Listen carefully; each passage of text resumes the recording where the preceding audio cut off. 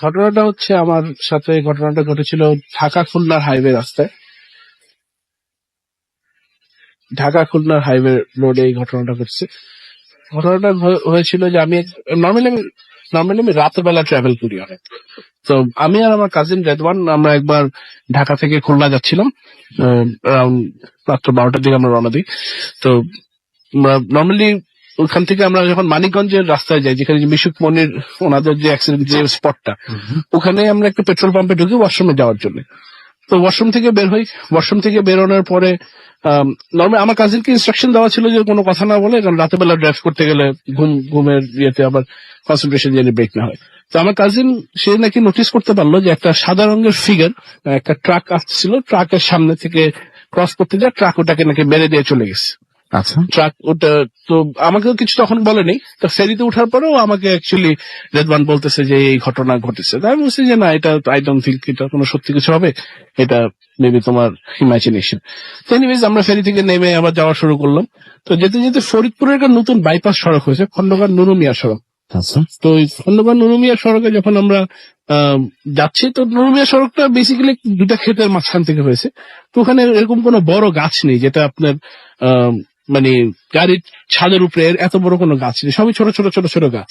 আচ্ছা, তো হঠাৎ করে আমার গাড়ির উইন্ডশিল্ডের উপরে একটা বিগ স্প্ল্যাশ অফ ওয়াটার, অনেকগুলা পানি এসে পড়লো। তা আমার কাজিন বলে উঠলো হঠাৎ করে যে এটা কোথা থেকে আসলো। তা আমি বলতেছি মেবি বৃষ্টি টিষ্টি হবে কিছু একটা। এনিওয়েজ তো আমরা ওখানে যে আবার ওই ভাঙার রাস্তায় উঠে আমরা আবার একটা পাম্পে দাঁড়ালাম। তো পাম্পে যখন আমি দাঁড়াই, আমার ড্রাইভার পিছিয়ে ছিল।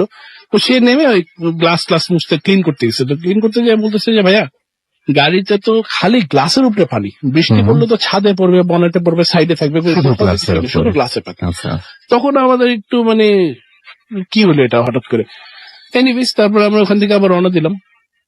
তো কিছু দূর যাওয়ার পরে আমরা যেটা মজার জিনিস দেখছি, তখন অ্যারাউন্ড রাত্র প্রায় 2টা-2:30টার সময় হবে।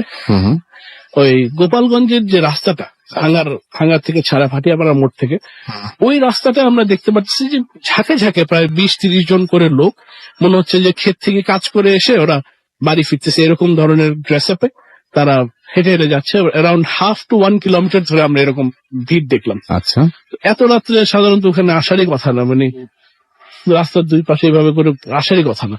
তো ওটা ছাড়া আমরা চলে গেলাম। যাওয়ার পরে হঠাৎ করে আমি গাড়ি হার্ড ব্রেক করতে, কারণ আমার সামনে থেকে একটা লোক দৌড় দেয়। তো ওই লোকটা দৌড় দেওয়ার না, আমি এত জোরে ব্রেক করে আমি সাইডে তাকায়, মানে আমি কাজিনকে বললাম গ্লাসটা আমার নামায়, ওকে কিছু বলো, যে যেভাবে করে ও দৌড় দিল আল্লাহ মাফ করে একটা অ্যাক্সিডেন্টও হইতে পারছে। তো ও গ্লাস নামায় যখন বাম দিকে তাকালো, দেখলো যে ওখানে আর কেউ নেই। সারপ্রাইজিংলি এত মানে রাতে বেলা, এবং ওখানে কোনো খালি জায়গা, ওটা এমন তো না যে কোনো গাছ আছে বা কোনো জঙ্গল আছে যেখানে ঢুকে গিয়েছে, নাথিং লাইক দ্যাট। হঠাৎ করে ওটা দেখাতে মানে কিছু নাই, তখন আমরা একটা আরেকটু ভয় পাই। তো এনিওয়েজ আমরা তখন চালাতে ডিসাইড করলাম যে যাই হবে রাস্তায় যাই সামনে আমরা দেখবো, কথাবার্তা বলতে বলতে যে আমরা কোনো অবস্থাতে গাড়ি থামাবো না, যাই হবে আমরা মানে চলে যাবো। ও আচ্ছা, আপনারা ফেস করবেন, মানে আপনারা জাস্ট আপনাদের মতো চলে যাবেন? আমরা চলে যাবো, ওখানে আমরা কোনো কিছু, তা আমরা এখানে কোনো কিছু দাঁড়াবো না। এনিওয়েজ যাচ্ছি হঠাৎ করে, এটা হলো টঙ্গিপাড়ার মোড়ে, ওই বঙ্গবন্ধু মাজারের কাছের এরিয়াটা। ওখানে দেখি আমরা একটা মহিলা বেশ ভালো, মনে হচ্ছে দাওয়াত খেয়ে আসছে, এরকম কাপড় চোপড় পরে একটা বাচ্চা কোলে না রাস্তার মাঝখানে স্টিল হয়ে দাঁড়ায় আছে। আমরা হর্ন দিলাম, হেডলাইট দিয়ে ইয়ে করলাম, হাই বিম দিলাম, কিন্তু সে সরছে না। তো আমি ওখানে ওকে মানে ক্রস করে আমরা তারপরে চলে গেলাম। তো তখন আমরা আসলেই ভয় পেয়েছি, কারণ রাত্রেবেলা অত রাত্রে খুবই স্বাভাবিক, তখন প্রায় 3টা, কারণ আমরা ভাটিয়াপাড়া ক্রস করে টঙ্গিপাড়ার কাছাকাছি প্রায় 3টা হবে। তারপরে আর দাঁড়াই না, আমরা একদম স্ট্রেট চলে গেছি গোপালগঞ্জ পুলিশ লাইনে। ওখানে লোকজন ছিল, রাস্তার ওখানে দোকানে বসে চা খেলাম, যতক্ষণ পর্যন্ত আজান দেওয়ার পরে আমরা একটু ফর্সা হওয়ার পরে তারপর রওনা দিলাম। এরপরে আর কোনো অসুবিধা হয়নি। ওকে, কিন্তু আপনার কি মনে হয়, আপনি যে প্রথমে যে ব্যক্তিকে দেখেছিলেন এবং পরবর্তীতে আরেকজনকে দেখলেন, কি মনে হয় কি হতে পারে? এরকম কোনো কিছু কি আপনার মানে জীবনে এইবারই প্রথম ঘটেছিল, নাকি এর আগেও এরকম কিছু? দিনের সাথে এটা ফার্স্ট টাইম, বাট আমার এক্সপিরিয়েন্স আরেকটু বেশি আছে। বাট এই পার্টিকুলার বিষয়টা আমি বলবো could be my imagination or could be something else, কারণ প্রথমটা আমার কাজিন একা দেখছে। তো আমি ভাবলাম যে ও মেবি টায়ার্ড, রাতের বেলা কিছু সেই হ্যালুসিনেশন হয়েছে। কিন্তু আমার সাথে যেটা ওইখানে যে রাস্তার সামনে থেকে লোক দৌড় দিল, এটা আমি, আমার কাজিন, আমার ড্রাইভার, তিনজন দেখছি। সবাই মিলে একসঙ্গে সবাই মিলে দেখেছেন? দেখছে। সবাই মিলে দেখছে। হুম। তো ওরা মানে এইটা আমার কাছে একটু অবাক লাগলো।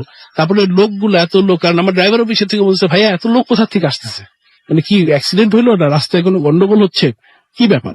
এবং টাইমটা যদি আপনি আরেকবার সবাইকে একটু মনে করে দেন, টাইমটা যখন ফার্স্ট দেখলাম তখন বাজে অ্যারাউন্ড আড়াইটা হবে। ফার্স্টের যেটা রানীগঞ্জে দেখছি ওটা হবে অ্যারাউন্ড 1টা, আর যেটা আমরা গোপালগঞ্জের রাস্তায় দেখলাম ওটা হবে 2:30। লাস্ট এনকাউন্টার ওই সময় সাধারণত মানুষজন, ওই এলাকার মানুষজনের ওই সময় জেগে থাকার কোনো কারণ নাই। অবভিয়াসলি না, মানে আনলেস কোনো সেটাই। কিছু না থাকে। তো গ্রাম আছে, বাট রাস্তার সাইডে তো গ্রামটা হলে ভিতরের দিকে যাইতে হবে, তাই না? আচ্ছা, আপনার নামটা একটু বলতে হবে কিন্তু। আমার নাম হচ্ছে রেদওয়ান। হ্যাঁ, ওই যে যে এতক্ষণ ধরে বলছিলেন আপনার কথাই, যে আপনি একটা দিন ছিলেন। এতক্ষণ ধরে আমার হ্যাঁ, আপনার দুজন একদিন একটা আমার আছেন। সাথে আমার কথা বলতেছিল। আমার কথা হচ্ছে যে মানে মানুষ যাবে, মানে যাইতে পারে আড়াইটাতে, কিন্তু আধা কিলোমিটার জুড়ে দুই পাশে গ্রুপ গ্রুপ গ্রুপ গ্রুপ এরকম অতগুলা মানুষ, তার উপরে হচ্ছে মানে এমন একটা ভাব, মানে কেবল ক্ষেত থেকে কাজ করে উঠছে, এখন মানে বাজারে আছে না, মানুষজন বাজারের দিকে যায়, বা এই টাইপের একটা। কিন্তু এত রাতে তো এত মানুষ থাকার কথা নেই ইউজুয়ালি। আর আমার কাহিনী হচ্ছে, আমি এর আগে আমি কোনোদিন এগুলোই বিশ্বাস করি নাই। আমি রাত 2টা, আমার গ্রামের বাড়ি হচ্ছে বরিশালে। জি। তো ওখানে শ্মশান ঘাট আছে, আরো দূরে কাউখালী নামে একটা গ্রাম, মানে উপজেলা। জি। ওখানে শ্মশান ঘাটে আমি আমার ফ্রেন্ডদের সাথে রাত 2টা পর্যন্ত আড্ডা দিছি। ইভেন আমার বাসার পিছনে হচ্ছে শ্মশান ঘাট। আমরা ইউজুয়ালি মানে হিন্দু মানুষদের তো শ্মশানে পোড়ানো পর্যন্ত দেখছি, বাট আমি কোনোদিন মানে আনইউজুয়াল কোনো কিছু দেখি নাই। আমার মধ্যে একটু সাহসটা এই জন্য এইসব বিষয়ে বেশি ছিল। আমি মানে এর আগে ভাইয়ার কাছে, মানে ভাইয়া অনেক কিছু দেখছে, তা আমি অনেক সময় আমাদের বলছে যে আমি একটু মানে হেলা করছি যে এটা দেখে না। তো ভাইয়া তখন আমার আরো বলতেছিল যে যখন দেখবা তখন নিজের আত্মা শুকায় যাবে। তো আমি তখন 2টা জিনিস দেখছি। একটা হচ্ছে যে ট্রাকটা ওটা দিয়ে ক্রস করলো, আর সবচেয়ে বেশি সারপ্রাইজ হয়েছে যে মানুষটা ক্রস করলো রাস্তাটা, আর একটা মানুষ, মানে ওই যে যখন গোপালগঞ্জের ভিতরে যেটা হয়েছে, সাদা পাঞ্জাবি পরের লোকটা, আমি যখন ক্লাস নামে দেখলাম, ও হলে তো থাকবে রাস্তার পাশে, তাই না? মানে ক্রস করছে, সাথে সাথে ও কই যাবে ভ্যানিশ হয়ে। আমি রাস্তার সাইডে গ্লাস নামায় ওরে কিছু একটা বকাঝকা করব, বাইরে নাইমা মানে তাকায় দেখি কিছু নাই। এই 2টা হচ্ছে আমার সবচেয়ে বেশি সারপ্রাইজিং। যখন গ্লাস আচ্ছা। হ্যাঁ, আচ্ছা, ওকে, আমরা আবারও আপনাদের কাছে আসবো, এবং তার আগে একটা ছোট্ট ঘটনা আমি একটু পড়ে ফেলি, যেটা আমরা পেয়েছি এই মুহূর্তে, এবং মানে বেশ কয়েকদিন আগেই পেয়েছি আর কি। এবং সেই ঘটনাটা আমাদের একজন লিসনার পাঠিয়েছেন, যিনি আজকে স্টুডিওতে উপস্থিত নেই। তার ঘটনাটা একটু পড়ে শোনাই। যেভাবে লিখেছেন আমি ঠিক সেভাবে পড়ছি। আমাকে লিখেছেন, আমি অস্কার আহমেদ। আসসালামু আলাইকুম রাসেল ভাই, আমি অস্কার আহমেদ, বসিরহাট থেকে লিখছেন তিনি, এবং লিখছেন যে আমার কাছে ভৌতিক গল্পের ভান্ডার আছে বললেও ভুল হবে না। আর প্রতিটি ঘটনা আমার পরিবারের সাথে ঘটে, সুতরাং ঘটনাগুলো মিথ্যা হওয়ার প্রশ্নই ওঠে না। আমি ভারত থেকে বাংলাদেশে আসতে পারছি না এই মুহূর্তে, তাই বাংলাদেশের আমার এক ভালো বন্ধু সাদিয়া আপুকে দায়িত্ব দিলাম গল্পটা আপনাদের কাছে পৌঁছানোর জন্য। যাই হোক, আমি সরাসরি ঘটনায় চলে যাই। ঘটনাটা ঘটে 1968 সালের দিকে, এবং আমার সেজ খালুর পরিবারে, তার বাড়ি হুগলি জেলার এক গ্রামে। আর তারা পৈতৃক জমিদার বাড়িতে থাকতেন। তখন খালু একটি ব্যাংকে কাজ করতেন, সাথে সবসময় রাইফেল থাকতো, এবং সে কারণে হয়তো খালু একটু সীমাহীন সাহসী ছিলেন, এবং তিনি ভূত পরি জিনদের সাথে তার অনেকবারই এরকম দেখা হয়েছে। সবকিছুতেই তার বিশ্বাস করতেন, কিন্তু ভয় ছিল না। তো একদিন ভোরবেলা ফজরের নামাজ পড়তে উঠে তিনি দোতলার বারান্দাতে আসেন, এবং নিচের দিকে তাকাতে তিনি দেখলেন যে নিচের বড় একটা পাঁচিলের উপরে একটি বিড়ালের মতো, কিন্তু ঠিক বিড়াল নয়, আকারে বেশ বড় একটা জন্তু বসে আছে, এবং কাছের পেয়ারা গাছে বারবার আঁচড় মারছে। এটা দেখে খালু ভয় পেলেনই না, বরং তাকে তাড়ানোর জন্য মুখ দিয়ে বিভিন্ন ধরনের আওয়াজ করতে থাকলেন। তবুও সেটি একটুও নড়ল না দেখে খালুর মাথা গরম হয়ে ওঠে, এবং তিনি ঘরের ভেতর থেকে রাইফেলটা এনেই গুলি করে বসেন। এরপর তিনি দেখেন যে জন্তুটা পাঁচিলের ওপরে পড়ে গেল। রাস্তা দিয়ে কিছু মানুষ নামাজ পড়তে যাচ্ছিল, গুলির আওয়াজে তারা কাছাকাছি এসে খালুকে জিজ্ঞেস করে এ ব্যাপারে। খালু নিচে নেমে গেট খুলে পাঁচিলের ওপরে গিয়ে ওদেরকে ঘটনাটা বলতে যান, কিন্তু সেখানে সেই জন্তুটাকে বা কোনো রক্তের দাগ না দেখে খালু ওদেরকে কিছু না বলেই ঘরে চলে আসেন। আসলে খালু গুলিটা করেছিলেন জন্তুটা ঠিক মাথায়, সুতরাং সেটার বাঁচার কোনো সুযোগই থাকতে পারে না। আমি জানি না গল্পটা আগে পড়েছি কিনা, আমার পড়া লাগছে, যাই হোক যদি হয় তাহলে সরি আমি। আর সবচেয়ে বড় ব্যাপার হলো যে গুলি করার পর খালু স্পষ্ট দেখেছিলেন যে পাঁচিলের গায়ে রক্ত লেগেছিল, কিন্তু সামান্য ওপর থেকে নিচে আসার সময়টুকু পর সেটা অদৃশ্য হওয়ায় তিনি একটু অবাক হলেন। এরপর খালু 3-4 দিন একটা জ্বর আসে, এর বেশি কিছু না। এরপর খালু ও খালা সব ভুলে যান। এর প্রায় 1 বছর পর খালা হাসপাতালে ভর্তি হন। সংসারে নতুন সদস্য আসছে, সবাই খুশি। খালা তার প্রথম সন্তানকে নিয়ে বেডে শুয়ে আছেন, ছেলে হয়েছিল। আমার ছোট খালা আর নানিমা হাসপাতালে ছিলেন সে সময়। সে রাতে খালার সন্তান হয়েছিল। খালু ব্যাংকের একটি কাজে আটকা পড়ায় সেদিন হাসপাতালে আসতে পারেননি। সে রাতে খালা একা বেডে শুয়ে আছেন, বাচ্চা অন্য একটি ছোট বেডে ছিল। রুমের বাইরে নানিমা বেঞ্চে ঘুমিয়ে পড়েন, কিন্তু ছোট খালা তখনও জেগেছিলেন, রুমের কাঁচের জানলা দিয়ে ভেতরের বাচ্চাটাকে দেখছিলেন। এরপরই হঠাৎ ছোট খালা দেখলেন যে ভেতরে কোথা থেকে কি জানি একটা বিড়াল ঢুকেছে। ঠিক বিড়াল নয়, বিড়ালের মতো কিন্তু বেশ বড়। সেটা আস্তে আস্তে বাচ্চার বেডের দিকে এগোচ্ছিল। এই সময় ছোট খালা ভাবলেন নানিমাকে বা কোনো নার্সকে ডাকবেন, কিন্তু ঠিক সেই সময়ই জন্তুটা তার দিকে একবার তাকালো। কি মারাত্মক সেই নজর, এতটাই মারাত্মক যে এরপর ছোট খালা তার মুখ দিয়ে কোনো আওয়াজও করতে পারলেন না। সেই সময় ছোট খালার কাছে শুধুমাত্র দেখা ছাড়া আর কোনো কিছু করার উপায় ছিল না। তিনি দেখলেন সেজ খালা বেডে ঘুমাচ্ছেন, কোনো নার্স রুমে নেই। আর তখনই ভয়ঙ্কর জন্তুটা বাচ্চার বেডে উঠে বাচ্চার গালে 2-3 বার চড় মারল। ব্যাস, এরপরেই ছোট খালা অজ্ঞান হয়ে যান। সকালে ছোট খালা দেখেন যে সবাই কান্নাকাটি করছে, বাচ্চাটা বাঁচেনি।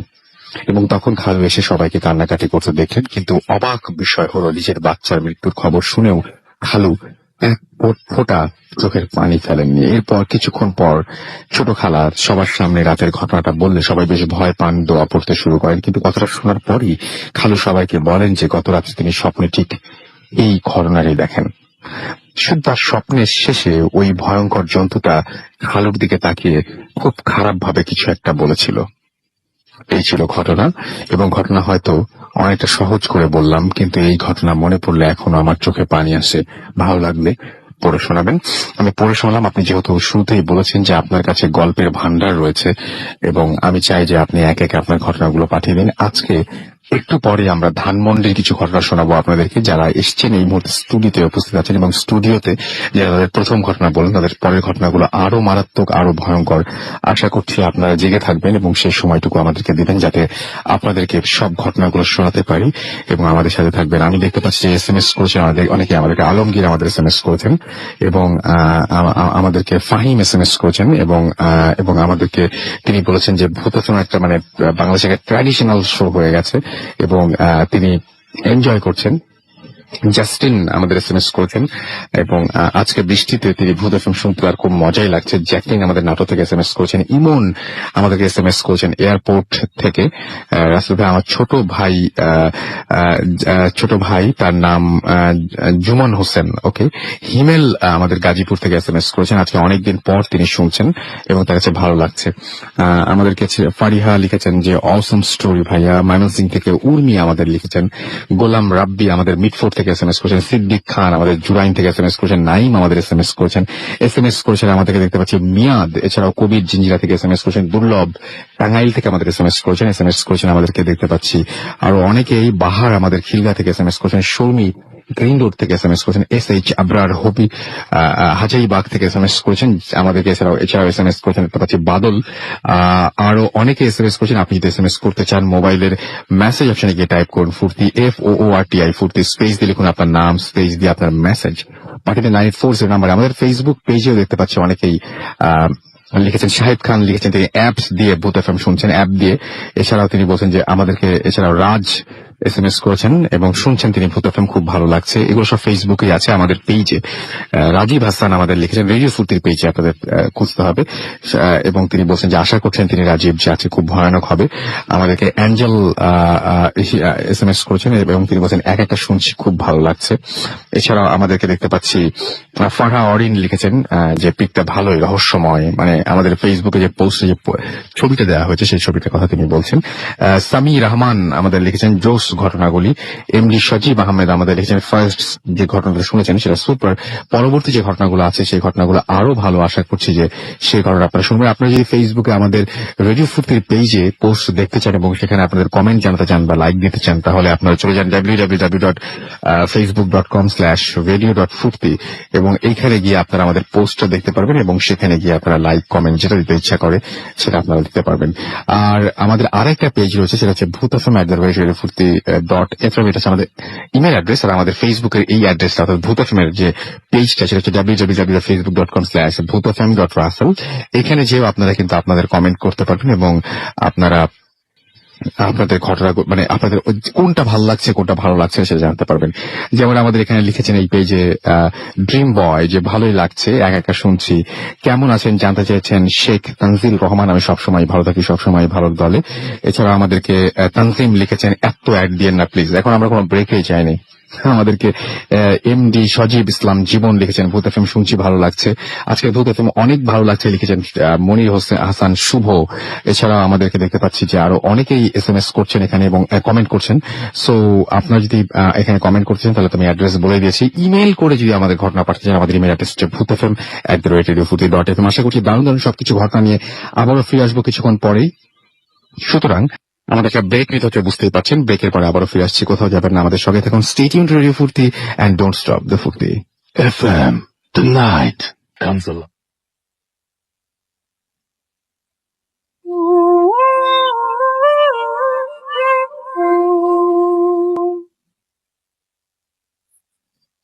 Welcome back. ঘড়িতে সময় রাত 12:25 শুনছেন সবসময় রেডিও ফুর্তি 88.2 FM। আমি রাসেল আছি, সাথে আমার সাথে রয়েছে মাসুম এবং আজকের অতিথিরা। আমরা কোনো কথা না বাড়িয়ে সরাসরি চলে যাই ঘটনায়। ধানমন্ডির ঘটনা শুনতে চাই। এই ঘটনাটা অ্যাকচুয়ালি আমার বাসায়, এটা অ্যাকচুয়ালি 2013 হজের সময়ের ঘটনা এটা। জি, আমার কাছে খুব ইন্টারেস্টিং লেগেছে, আপনারা সবাই মন দিয়ে শুনবেন, খুবই ইন্টারেস্টিং। লাস্ট থেকে মানে বিরাট টুইস্ট আছে আর কি। হ্যাঁ, তো হজের সময় ঘটনা এটা জিনিসটা হচ্ছে যে আমি সকালবেলা ঘুম থেকে উঠে, তখন হলিডে দিন, আমি উঠে নাস্তা খেলাম আমাদের লিভিং রুমে। তো লিভিং রুমের সাথেই আবার একটা ব্যালকনির মতন আছে যেখানে ফুলের টপ রাখা থাকে। তো নাস্তা খেয়ে আমি আবার মোড়ার উপরে রেখে খেয়েছিলাম। তো আমি কাজের মেয়েকে বললাম যে দরজাটা খুলে মোড়াটা রেখে বারান্দার মধ্যে। তো কাজের মেয়ে দরজা খুলেই দেখে যে টব সব ভাঙা এবং একটা টব অলমোস্ট 2 থেকে 3 ফিট দূরে পড়ে আছে। এন্ড সবচেয়ে ইন্টারেস্টিংলি একটা টবের মধ্যে মাটির মধ্যে 3 আঙ্গুলের দাগ, অ্যাজ ইফ কেউ স্ক্র্যাচ করে গেছে, মাটিটা টেনে উঠায় নিছে এরকম। তো ওটা দেখার পরে আমি আম্মাকে ডাকলাম, এটা কি অবস্থা। মজার জিনিস হচ্ছে এত বড় বড় টব কেউ এসে বাইরে থেকে ইট মেরে ভাঙা সম্ভবই না। এটা দেখে মনে হচ্ছে কোনো সুপার ন্যাচারাল কিছু, কারণ আমাদের ওটা পুরো এনক্লোজড জায়গা, ওখান থেকে বাইরে থেকে এসে কেউ কিছু করবে এরকম মনে হয় না। তো ওটা করার পরে আব্বু তখন লাঞ্চে আসলো বাসায়। আসার পরে আব্বাকে বললো যে একটু দেখো তো কি ব্যাপার এখানে। তখন ওইটা পরিষ্কার করেনি, ওইটা ওখানেই ছিল। তো আব্বা দেখার পর আব্বা বললো যে দেখো জিনিসটা আমার কাছে কোনো মানে নর্মাল লাগছে না, তো আমরা লোকাল মসজিদ থেকে একজন ইমাম সাহেবকে এনে দেখাই না যদি কোনো সমস্যা থাকে। আব্বা স্ট্রেট ফরওয়ার্ড ওদিকে চলে গেল। আমি মানে সুপার ন্যাচারাল ব্যাপারটাই সে ফার্স্ট অ্যাড্রেস করলো। ইমাম সাহেব ওরা আব্বা ওনার সাথে কথা বলে উনি এসে দেখে যেটা বললেন যে আমি বিকাল বেলা জানাবো এই ইয়ে করবো, আপনারা এখন নর্মালি থাকেন। তো দুপুরবেলা আম্মার একটু শরীর খারাপ হয়, বাট নাথিং সিরিয়াস। বিকালে ঠিক আসরের নামাজের পরে মাগরিবের আগে আমাদের একটা রুম আছে, ওই রুমের ভিতরে ওয়ার্ডরোবের উপরে লাল রঙের অনেকগুলা লবণ জাতীয় একটা জিনিস রাখা, উইচ ইজ রেড। মানে সি সল্টও এত রেড হবে বলে আমার মনে হয় না। আচ্ছা, তো এরকম তো রেড। তো লবণ এটা বুঝলো আমাদের বুয়া, আবার সে এসে ওটাকে আবার মানে নিজেই ফট করে মুখের মধ্যে দিয়ে বললো যে আল্লাহ এটা তো লবণ টেস্ট। তো এটার জন্য এটা বুঝতে বললাম যে এটা একটা সল্ট। তো ওইখানে এটা রাখা। তো তখন সন্ধ্যাবেলা ওই হুজুর আবার আসলেন। তো উনি বললেন যে দেখেন এই রুমটাকে বন্ধ করে রাখেন, যে রুমের লবণটা পাওয়া গেছে এই রুমটা বন্ধ করে রাখেন, রাতের বেলা আর কেউ খুলেন না, আপনি একবারে কালকে সকালবেলা দিন হলে পরে খুলেন। আচ্ছা। তো আম্মা স্বাভাবিক আম্মা বন্ধ করে। আর আমাদের বাসার নিয়ম হচ্ছে যত রকম লক করার পরে রাতের বেলা চাবি আমার বেডরুমের মধ্যে থাকবে। তো আমার বেডরুমে ছিল, রাতের বেলা কেউ বের হয়নি। তো সবাই ঘুমাই গেছে, মানে ওখানে ওই রুমের মধ্যে যাওয়ার কোনো চান্সই নেই। সকালবেলা আমার ফজরের আজানের পরে নামাজ পড়ে সে যে রুমটা খুলতে গেছে, রুম খুলে সে স্টান। সে দেখে যে রুমের ভিতরে যে ম্যাট্রেস চাদর বালিশ সব মানে ছিঁড়ে বিড়ে শেষ। বাথরুমে যত টয়লেট্রি সবকিছু ওই বিছানার উপরে এনে ফালানো, ফার্নিচারের মধ্যে স্ক্র্যাচ মার্ক, ব্যাপার এটা। তারপরে টেবিল ল্যাম্পের উপরে স্ক্র্যাচ মার্ক, মানে শেড ছিঁড়ে ফেলছে, মানে এক্সট্রিম মানে ডিভাস্টেটেড ওই জায়গাটা। তো ওইটা দেখে আমরা মানে অবাক, আমরা ভাবলাম কি চোর টোর আসলো নাকি। আচ্ছা, তো ওখানে যে আবার জানলা দেখে জানালা বন্ধ। আর মজা হচ্ছে আমাদের বাসা হলো পুরোটাই সিসিটিভিতে দেখা যায় বাইরের দিক থেকে। তো অনরিবল টপকায় যে কেউ আসবে থার্ড ফ্লোরে সেটাও সম্ভব না, কারণ সিসিটিভিতে কিছু ছিল না, তো অবভিয়াসলি কেউ আসেনি। তো এইটা হওয়ার পরে সকালবেলা তার সাথে সাথে আবার হুজুরের সাথে কথা বলা হলো। তো কথা বলার পরে হুজুরে এসে বলল যে এখানে তো একটা ফার্নিচারের আপনাদের কোনো কি অসুবিধাটা হচ্ছে, এই একটা ফার্নিচার ছিল, ওই ফার্নিচারটাকে জাস্ট মুভ করে আরেকটা জায়গায় রাখতে বললো। যখন এই ফার্নিচারটা মুভ করলো ওই এপিসোডটা কিন্তু শেষ হয়ে গেছে, ওইরকম কোন আর ঘটনা ঘটেনি। ইন্টারেস্টিংলি আফটার 2-3 days দেখা গেছে যে আমাদের ওই রুমেরই বিছানার উপরে অনেকগুলো পয়সা, সবচেয়ে মজা হচ্ছে পয়সাগুলো হলো 1800s এর আমলের ইস্ট ইন্ডিয়া কোম্পানি লেখা পয়সা। সেটাই, এটা কে রেখে যাবে, ওই রেখে যাবে এটা, আর কোথা থেকে পাবো ওই জিনিস, এটা তো দুর্লভ একটা জিনিস। রাইট। এই ছিল ওই বাসার। এবং আপনারা পরে কি উদ্ধার করতে পেরেছেন এখনো পর্যন্ত আসলে যে আসলে কি ছিল বা এরকম? এইটা অ্যাকচুয়ালি ভাবে তো প্রুফ করা যায়নি, বা যেটা আমরা বুঝতে পেরেছি যে ওটা ওদের কোনো প্যাসেজ ছিল যেটাকে মেবি আমরা ব্লক করেছি, এটার জন্য মেবি ওরা চলাচল অসুবিধা হওয়ার কারণে এখানে একটা তাণ্ডব করছে। আচ্ছা, আরেকটা জিনিস জিজ্ঞেস করি, সেটা হচ্ছে যে এই যে আপনারা যে এই বাসাটা নিয়ে বলছিলেন, এই বাসায় ধরেন যে আপনারা যে আছেন, আপনারা টিকে আছেন, একই প্রবলেম কি যদি কোনো গেস্ট আসে বা থাকতে চায় তাদের কি? হ্যাঁ, এইটা তো যেন স্পেশালি আমার রুমে আমি ছাড়া কেউ থাকতে পারে না। আমি থাকলে সবাই থাকতে পারে, আমি না থাকলে থাকতে পারে না। যেরকম আমার এক মামা এসেছিলেন ওখানে, মানে আমাদের এক ফ্যামিলি, একটা মুরব্বী মারা যাওয়া, ওরা সবাই এসে আমাদের বাসায় ছিল। তো আমার মামা ঘুমাইছেন, তো আমার মামা একটু স্কেপটিক ছিল, তো উনি আবার একটু জিন ভূত নিয়ে একটু গল্প গল্প করে হাসি ঠাট্টা করে রাতে বেলা সেই ওয়েন্ট টু স্লিপ। রাত 3টার সময় সে এসে আম্মার রুমে মানে দরজার মধ্যে অনেক জোরে জোরে বাড়ি, সে বলতেছে যে আমাকে বললে জানলা থেকে হাত এসে কে মারছে, থাপড় টাপড় দিছে, মুখ টুক ফুলাই দিছে। তারপর আমার এক খালার সাথে এরকম ঘটনা ঘটছে যে তাকে লাথি মারা হয়েছে। আলহামদুলিল্লাহ কোনো ড্যামেজ হয় নাই, বাট ঘটনা ঘটে। হ্যাঁ, আমার সাথেও আরেকটা ঘটনা হয়েছে। যদি এটা হচ্ছে এই বছরের ঘটনা, মানে কিছুদিন আগে, এই বছরের মধ্যে, টাইমটা মনে নেই। তো রাতের বেলা আমি ঘুমাচ্ছি, ঘুমের মধ্যে আমি স্বপ্ন দেখতেছি যে ছোট একটা বাচ্চা আমার পার মধ্যে খামছি দিয়ে আমার গলা চেপে ধরছে এসে গার উপর, তার এবং নাক মুখ থেকে আমার সব খাবার দাবার চলে আসছে। তো এই স্বপ্নটা দেখতে দেখতে আমার ঘুম ভেঙে যায়। ঘুম ভেঙে আমি দেখি আসলে আমার নাক মুখ থেকে খাবার চলে আসছে। তো আমি ভাবছি মেবি হেভি খাওয়া দাওয়া করছি, কোনো ইনডাইজেশনের জন্য এটা হইতে পারে। তা আমি উঠে যে আম্মার ঘরে গেলাম, যাই বললাম যে আম্মা আমাকে ওষুধ দাও, আমি খেয়েটা আমি ওখানে বসলাম, প্রায় তখন 4টা বাজে। বসে টসে আমি যখন একটু সুস্থ ফিল করি তখন আমার রুমে ঘুমানোর জন্য আসতে যাই। যখন আমার রুমে বিছানা থেকে নেমে ফ্লোরে পাড়া দিই, তখন আমি দেখি আমার বাম পায়ের মধ্যে, মানে তালুর মধ্যে খুব জ্বলতেছে। তো আমি পাটা উঠাইলাম, পাটা উঠাই আমি যখন দেখি যে 3 আঙ্গুলের ওই সেম স্ক্র্যাচ মার্ক আমার পার মধ্যে। এইটাই, হ্যাঁ, এটা আমি শুনতে চাচ্ছিলাম, এটা হ্যাঁ, which was there for around 2 weeks। আমি ওই জিনিসটা স্মার্টটা ছিল, তো ওইটা আমার কাছে অ্যাকচুয়ালি কোনো এক্সপ্লেনেশন নাই, এটা কোথা থেকে আসলে কেমনে হলো। এবং সেটা কি অনেক ডিপ ছিল আপনি বলছেন? হ্যাঁ, বেশ ডিপ ছিল, কারণ 2 সপ্তাহ ধরে ওটা হিল হইতে সময় লাগছে পুরোপুরি ঠিক হতে। তো অনেক ডিপ ছিল, রেড ছিল, মানে তাজা উন ছিল, এমন যে না যে আমি, আর পার নিচে তো একটু চামড়াটা মোটা হয়, সো আপনি যদি মানে চুলকাইতেও যান, আই ডোন্ট থিঙ্ক ওখানে এরকম কোনো স্ক্র্যাচ হওয়ার চান্সেস হলেও খুব সামান্য হবে। মানে অত ডিপ হতে গেলে ডেফিনেটলি কোনো ইনস্ট্রুমেন্ট ইউজ করতে হয়েছে, অথবা কোনো শার্প কোনো অবজেক্ট দিয়ে কিছু করতে। ওকে, আমি আপনার কাছে এখন চলে আসি এবং আপনাকে একটু জিজ্ঞেস করি যে ওই বাসায় আপনিও কি যান মাঝে মাঝে? আমি মোস্ট অফ দ্য টাইম মানে ভাইয়ার রুমেই থাকি, মানে যখনই যাওয়া হয় আমি আর ভাইয়া এক রুমে স্টে করি। তা মানে এই কাহিনীটা যখন হয়েছে তখন আমি ওই দিন ওই বাসায় ছিলাম না, আমি ভাইয়ের সাথে প্রায় থাকা হয়। তো এইটা হওয়ার পরের দিন সকালবেলা সাথে সাথে আমার তখন বাসা ছিল হচ্ছে নিকুঞ্জতে। তো ওইখান থেকে আমার ভাইয়া নিয়ে আসে। এরপর থেকে আমি মোটামুটি এই কাহিনীটা মোটামুটি একটু ভয় পাই, যেহেতু ভয় পাওয়ারই স্বাভাবিক, খুবই স্বাভাবিক। আমি মানে ওইখান থেকে মানে অনেকদিন ভাইয়ের বাসায় স্টে করছি, এই জন্য যে আপনার সাথে কোনোদিন কোনো প্রবলেম হয় না?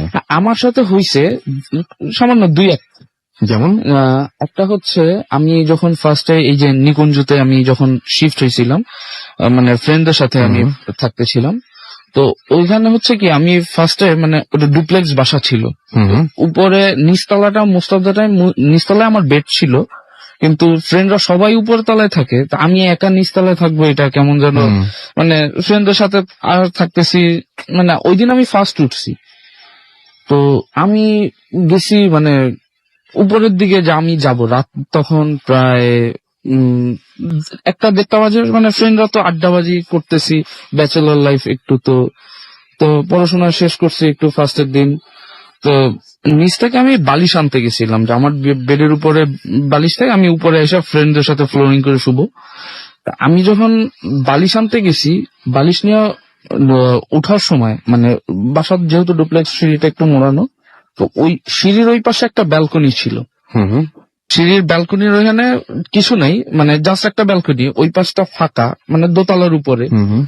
তা আমি যখন উঠলাম, হঠাৎ করে আমার চোখের কর্নার দিয়ে, মানে আমি উঠার সময় যখন মোড়ানো, যেহেতু ফেসটা হাফ ওয়ে গেছে ব্যালকনির সাথে, তা আমি চোখের কারণে মানে দেখলাম কি একটা কালো জাতীয় কি যেন একটা ব্যালকনি থেকে মানে উড়ে চলে গেছে, মানে সোজা ব্যালকনি দিয়ে লাফ দেওয়া টাইপের মানে গেছে। আমি সাথে সাথে মানে দাঁড়ায় ভালো করে মানে আরেকটু স্টে হইলাম, স্টে হওয়ার পরে ওইখানে মানে ফার্স্টে রাতে আর কিছু বলি নাই, ফার্স্টে আমি ভাবছি যে হয়তো কিছু একটা হইতে পারে। পরের দিন সকালবেলা আমি ফ্রেন্ডদের কাছে জিজ্ঞাসা করছি এখানে কোনো কিছু, আর ওরা আমার সাথে ফাইজলামি শুরু করছে, না এরকম তো ভূত টুত। কিছুদিন পরে আরেকজনের কাছ থেকে শুনছি যে ওই বাসাটায় নাকি অনেক আগে একটা মেয়ে সুইসাইড করছিল, মানে এটা আর কি শুনছি। আমার কাছে তখন একটু আজব লাগছে যে হয়তো কোনো কিছু হয়তো এই কারণে হইতে পারে। ওকে, থ্যাংক ইউ সো মাচ, আপনাকে অনেক ধন্যবাদ। এবং আমরা দেখি কিছু SMS পড়ে ফেলি আমরা এর মাঝখানে। অনেকে আমাদের SMS করছেন এবং আমি দেখতে পাচ্ছি যে এই মুহূর্তে এমডি ইসলাম শরীফ আমাদের SMS করেছেন এবং তিনি নাইস স্টোরি, অনেক ভালো লাগছে। হ্যাঁ, আমি একটা জিনিসে খুব অবাক হচ্ছে যে এই যে 3 আঙ্গুলে যে স্ক্র্যাচের কথাটা শুনলাম, এটা যদি আপনি যদি মানে সামনে কোনোদিন দেখেন, মানে প্রথমে ছিল এটা আলমারিতে, তারপরে এটা বিভিন্ন জায়গায় এবং একটা না টবে, তারপরে আলমারিতে, তারপরে নিজের শরীরে, তো এই ব্যাপারগুলো, এবং হঠাৎ করে যদি দেখেন যে আপনার জিনিসপত্র উল্টাপাল্টা হচ্ছে বা কিছু জিনিসপত্র আপনি বাসায় পেয়ে যাচ্ছেন, এরকম আনএক্সপেক্টেড জিনিসপত্র বা আনওয়ান্টেড কোন জিনিসপত্র মনে হয় কেউ পেতে চান না, যে বাসায় আসুক, কেউ দিয়ে যাক, এটা খুব আসলে আনন্দের বা সুখের না। এবং ধানমন্ডি নিয়ে তো আমরা অনেক ঘটনা বলেছি, এবং ধানমন্ডি থেকে যারা আসেন তারা এরকম আজব এবং অনেক ধরনের ভয়ঙ্কর অদ্ভুত টাইপের ঘটনা নিয়ে আসেন, এবং আপনারা মানে পছন্দ করেন সেটা। এবং এখন দেখতে পাচ্ছি যে অনেকেই SMS করে সেটা জানিয়ে দিচ্ছেন। তানভীর আমাদের SMS করেছেন এবং তিনি হচ্ছে ফার্স্ট স্টোরিটার, এখনো প্রশংসা দেখতে পাচ্ছি। ইমতিয়াজ আমাদের SMS করেছেন পালকি মাসুম তেজগা থেকে, এবং তিনি বলছেন তার কাছে অনেকগুলো ঘটনা রয়েছে। খুলনা থেকে আনোয়ার এবং তার ওয়াইফ আফরিন, তারা সেগুলো শোনেন, এবং তিনি বলেছেন যে তিনি ওয়েলকাম জানিয়েছেন। এবং আমাদেরকে সাইম শাহজাহানপুর থেকে SMS করেছেন, এবং আমাদেরকে SMS করেছেন দেখতে পাচ্ছি অভি গাজীপুর থেকে। এছাড়াও আমাদেরকে দেখতে পাচ্ছি পাপ্পু জামালপুর থেকে SMS করেছেন আমাদেরকে বরিশাল থেকে জিলানি মহিউদ্দিন। এবং সেকেন্ড ঘটনাটা তার কাছে খুবই ভয়ঙ্কর লেগেছে। আমাদের কাছে পারভেজ SMS করেছেন আমাদেরকে রাসেল গাজী জিগাতলা থেকে, এবং তিনি ভূত FM শুনছেন জানিয়েছেন। শিমুল আমাদের অনেকদিন পর শুনছেন, ওয়েলকাম ব্যাক। আমাদেরকে এছাড়াও হাসিবুল SMS করেছেন নন্দনগাছি 4ঘাট থেকে, ভূত FM জোস হচ্ছে। আমাদেরকে এছাড়াও সুব্রত SMS করেছেন রাজারবাগ থেকে, এবং তিনি বলছেন যে কিছুক্ষণ আগে মাত্র তিনি জয়েন করেছেন। এন্ড ওয়েলকাম টু ভূত FM। আশা করছি যে আপনার আজকের সময়গুলো আমাদের সাথে অনেক ভালো কাটবে। রাজীব আমাদের SMS করেছেন আনু, এছাড়াও SMS করেছেন জামাল উদ্দিন উদয়, এছাড়াও কবির জিঞ্জিরা থেকে আমাদের SMS করেছেন। এছাড়াও আমি দেখতে পাচ্ছি যে আমাদের এখানে অনেকেই ফেসবুকে আমাদের সাথে আছেন। আমি তার আগে জানিয়ে দিই কিভাবে আমাদের SMS করতে হবে। আমাদের SMS করতে হলে মোবাইলের মেসেজ অপশনে গিয়ে টাইপ করুন ফুর্তি, FORTI ফুর্তি, স্পেস দিয়ে লিখুন আপনার নাম, স্পেস দিয়ে আপনার মেসেজ পাঠিয়ে দিন 9840 নাম্বারে। আমাদের ইমেল করতে চাইলে আমাদের ইমেল অ্যাড্রেস হচ্ছে bhutfm@radiofurti.fm, which is BHWTFM@radioforti.fm। আপনার নাম, ঠিকানা এবং ফোন নাম্বার সহ আপনার জীবনে ঘটে যাওয়া বা আপনার জানা সেরা ঘটনা পাঠিয়ে দিন আমাদের কাছে। আমাদেরকে অবশ্যই ফেসবুকে আপনারা জানান কেমন লাগছে আজকের ঘটনাগুলো, এবং সেই জন্য আপনাদের যেটা করতে হবে আমাদের ফেসবুকের পেজে চলে আসতে হবে। আমাদের দুটো পেজ রয়েছে, একটা হচ্ছে www.facebook.com/radio.furti এবং www.facebook.com/bhutfm.russell।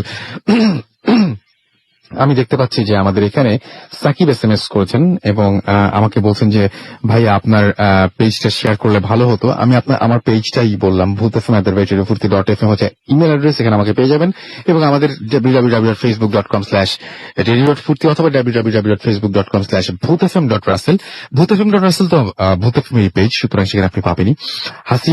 হাসিদ উদ্দিন লিনকন আমাদের লিখেছেন যে তিনি লাইভ শুনছেন আজকে।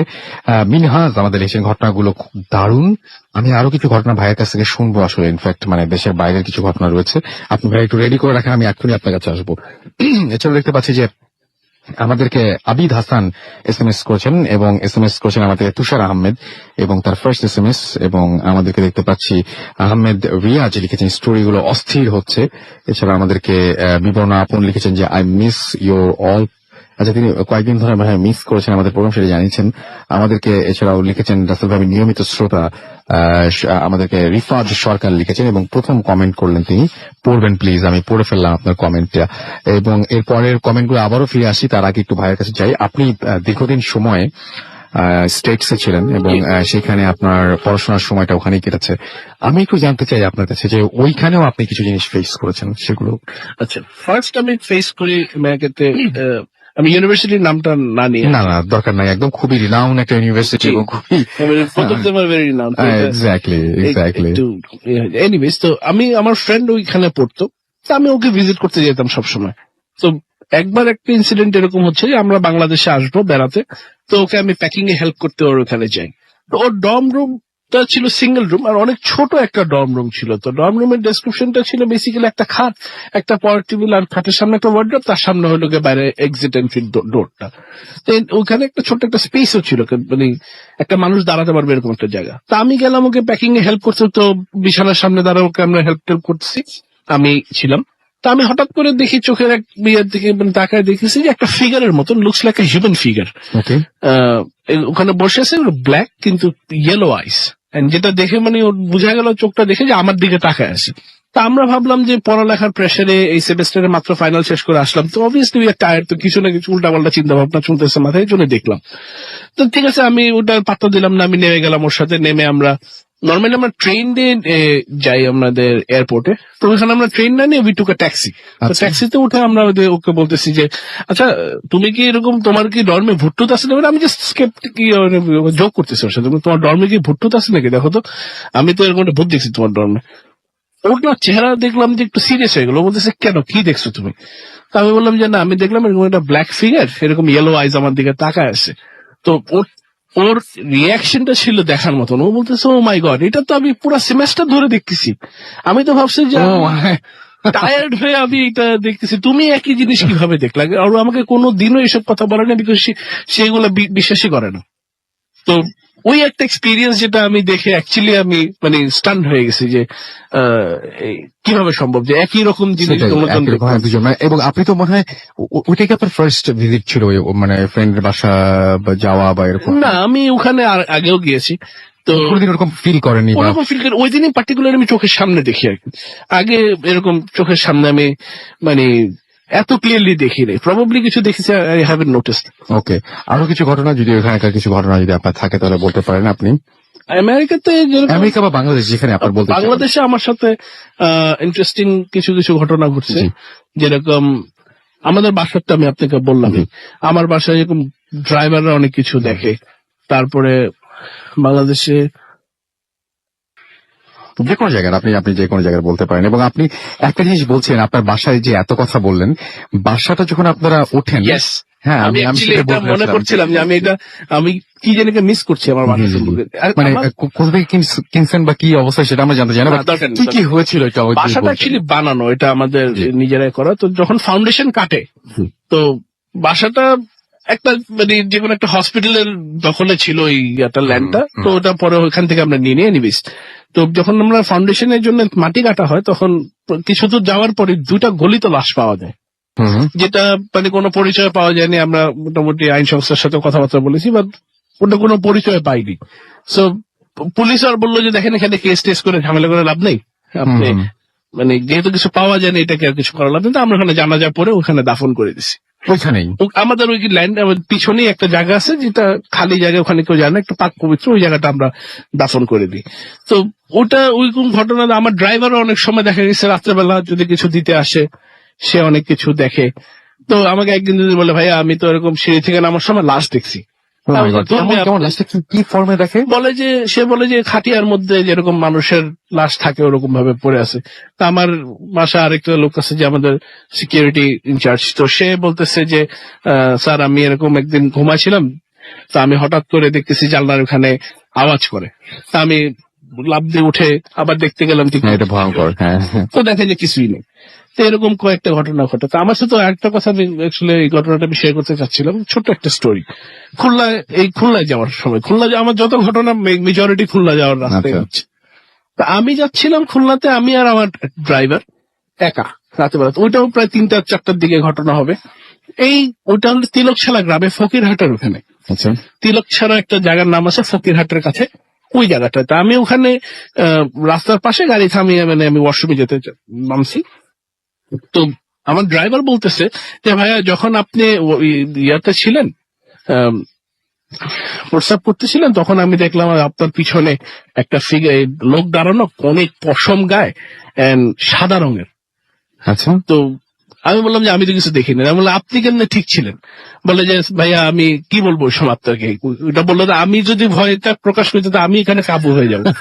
তো আমি ওখান থেকে আমরা রওনা দিলাম। তো ইন্টারেস্টিংলি একটা বড় একটা বিড়াল, ব্রাউন কালারের একটা বিড়াল, বাম দিক থেকে ডান দিকে গেল গাড়ির সামনে থেকে দৌড় দিয়ে। গাড়ি কিন্তু ভালো স্পিডে চলতেছে, হাইওয়েতে রাতের বেলা খালি।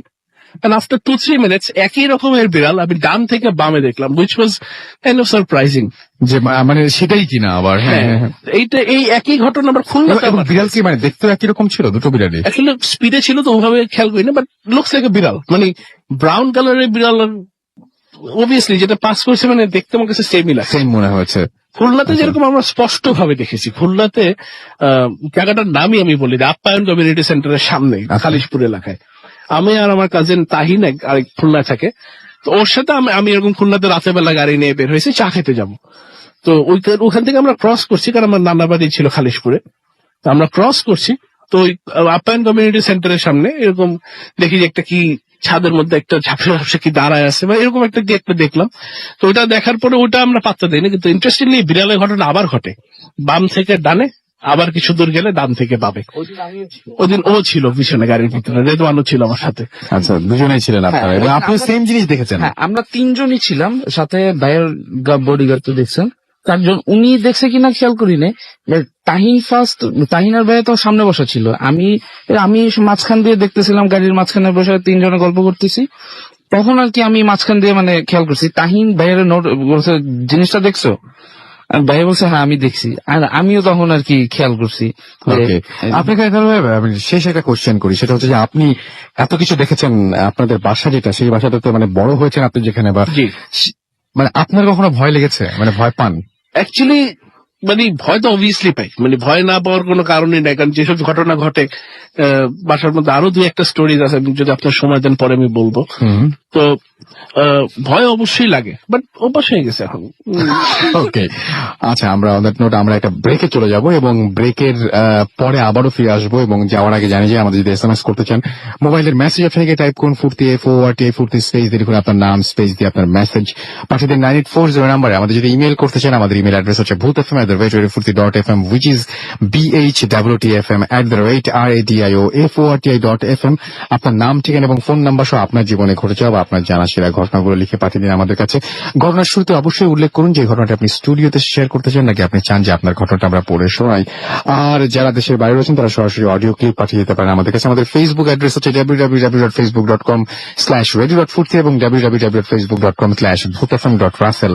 চলে যাবো একটা ছোট্ট বিরতিতে, বিরতির পরে আবারও ফিরে আসবো। সেই পর্যন্ত আশা করছি আমাদের সঙ্গেই থাকবেন। স্টে টিউনড টু রেডিও ফুর্তি and don't stop the Fuርቲ FM. The night comes alive with Raminfo.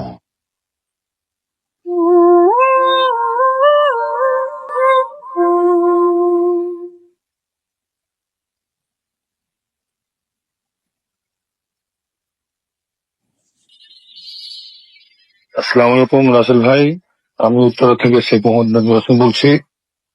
আপনাদের এই ফুট এফএম অনুষ্ঠানটা আমার ছেলের মাধ্যমে আমি বেশ কয়েকদিন ধরে শুনেছি আর কি। যাই হোক, এবং আমি নিজেও ইন্টারেস্টেড হই। আমার ছেলেও বলে যে আব্বা তুমি কোন জীবনে অনেক কিছু এগুলো ভূত টুত দেখেছো, তুমি এগুলো তোমার ঘটনাগুলো একটু বলো।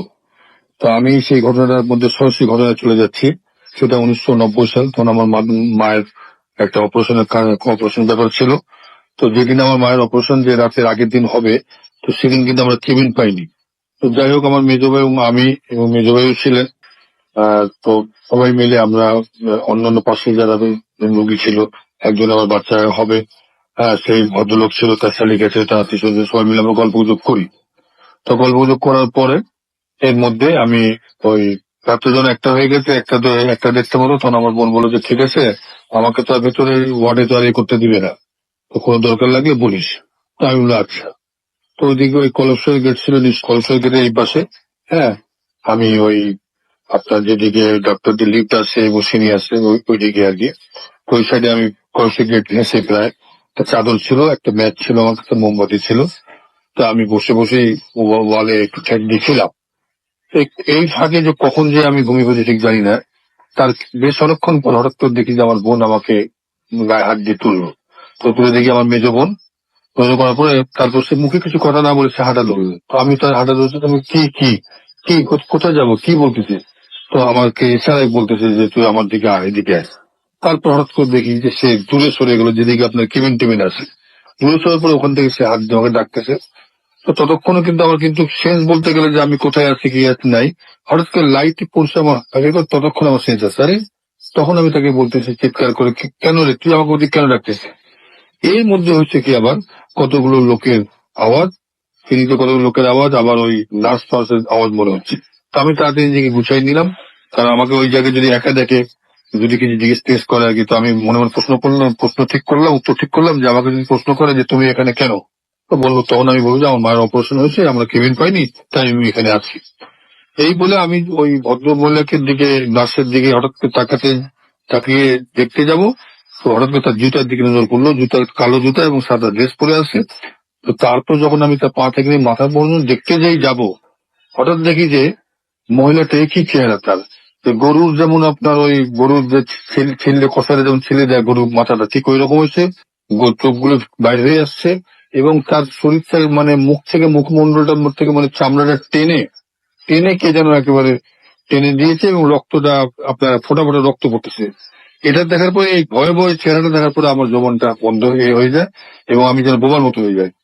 এবং আমি ওই দৃশ্যটা দেখতে চাচ্ছি না, কিন্তু আমাকে বারবার দেখানো হচ্ছে, মানে বারবার ঘাড় ঘুরে দেবে। আমি দেখতে চাচ্ছি না। এই কয় মিনিট হবে ঠিক জানি না। তারপর আমি আমার মধ্যে আবার সেন্স আসে এবং আমি দৌড় দিয়ে যেতে চাই। দৌড় দিয়ে যাই এবং শেষ পর্যন্ত দৌড়াতে পারার সক্ষম হই। আমি ওখানে যে ওই আমার ওই ওখানে একটা চাদর ছিল, চাদরটা নিলাম। চাদরটা নিয়ে তখন আমি ওই ওখানে চাদরের মধ্যে ওই নিলাম, ওই ম্যাচটা খুঁজে পাই, মোমবাতিটা খুঁজে পাইনি, আর ম্যাচটা জ্বালিয়ে দিয়ে ততক্ষণে আশ্চর্য হয়ে যায়। ওই নার্সটা আমার কাছে আসে, একটু দূরে আসে, প্রায় 2 হাত দূরে হবে, কিন্তু সে ওই ফ্লোর থেকে কিন্তু আপনার 1 হাত উঁচুতে। তখন আমি ম্যাচটা জ্বালাবার চেষ্টা করি, আসলে ভয়ে ম্যাচটা জ্বলছে না এবং শেষ পর্যন্ত আমি সক্ষম হই। ম্যাচটা জ্বালাবার পর যখন তার দিকে ওই আগুনটা ছুঁয়ে মারি আমি। আগুনে ছুঁয়ে মারার পরে, কারণ আমি জানতে পেরেছি অনেক মুরব্বীরা বলছে যে আগুন থাকলে কেউ মানে এগুলো একটু ভয় পায়, চলে যায়। এবং সত্যি আগুনটাও নিভে গেল এবং ওই ওই ওই মহিলাটা, ওই ভয়াবহ চেহারাটাও চলে গেল। তো যাই হোক, এরপর আমি কাপড় মানে আমার বেশ অন্যরকম লাগলো। আমি নিজে মানে কেমন যেন একেবারে কাউকে যে ডাকবো সেই অবস্থা আমার নেই। তখন আমি পুরো গায়ে চাদরটা দিয়ে একদিন যেখানে বসে বসে ঘুমছিলাম ওখানে চলে যাই এবং ওখানে অবস্থায় আবার থাকি। তারপর আমার ঘুমিয়ে কিছুক্ষণ পরে, কতক্ষণ আমি ঠিক জানি না, হঠাৎ করে আমার বোন আসছে, আমাকে গায়ে তুললো, একেবারে নর্মাল স্বাভাবিক। বোন বলে, আর বলিস না, কি রে কি অবস্থা রে। আমি বলতেছি এই জানিস আমি তো। তো আমার বোন কোনো উত্তর দিল না। তারপর দেখি সে বারান্দার দিকে, সামনে যে বারান্দাটা আছে, বারান্দার দিকে তাকিয়ে আমার দিকে তাকিয়ে হাসতেছে।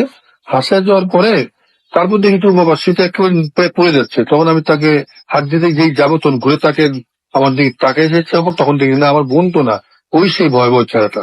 তখন আমি কেমন কাঁপুনি আরম্ভ করি এবং তাকে মুখে কোন রকম করে চাদর দেওয়ার মুখ ঢাকার চেষ্টা করি। করার পরে তারপর ততক্ষণে আবার কিন্তু আমার কিছুক্ষণ পর ঘুম এসে যায়। এর কিছুক্ষণ পর আবার যখন ঘুম হচ্ছে, দেখি যে আবার সেই একই দৃশ্য। তখন আমি চুপচাপ থাকি। তারপরে সকাল মনে হয়ে যায়। সকালের দিকে একটা বোন আমাকে ডাকাডাকি করে, ততক্ষণ আমার কে যায় আমাকে ডাকতেছে। তখন বলছে, এই যে ভাই, আপনি মাথার থেকে যে আপনার চাদরটা এ করেন তো, আপনি এ কি বসে বসে কি ঘুমাচ্ছেন, চাদরটা সরান। আমি কিন্তু ভূত নই। আপনি জি, আপনি ভয় পেয়েছেন? আপনি না, আমি তো ভয় পাইনি, আসলে তো আমি ভয় পেয়েছিলাম। তো বলে না, আসলে আপনি ভয় পেয়েছেন। শোনেন, আপনি কি এসে ওই লোককে ওই মহিলাকে দেখছেন, ওই যে চোখগুলো বড় বড়, তখন আমি বললাম, আপনি জানলেন কি? বলে, আর আমি জানবো না, উনি যখন নার্সে আমাদের মতো কাজ করতো। তো ওই বেশ কিছু 2-3 বছর হলো ও সুইসাইড করছে। তো তারপর থেকে সে যখন খালি রাতের বেলা কাউকে যদি একা পায় তখন সে ভয় দেখে, কিন্তু কারো ক্ষতি করে না। আর আমার কাছে আরো বই আছে। তো আর গল্পটা যদি এটা যদি ভালো লেগে থাকে এবং যদি বলেন তাহলে আমি আরো এটা বলতে আপনাকে দেখি ঘটনাগুলো বলতে পারবো। তো আল্লাহ হাফিজ। Good FM. Tonight comes alive.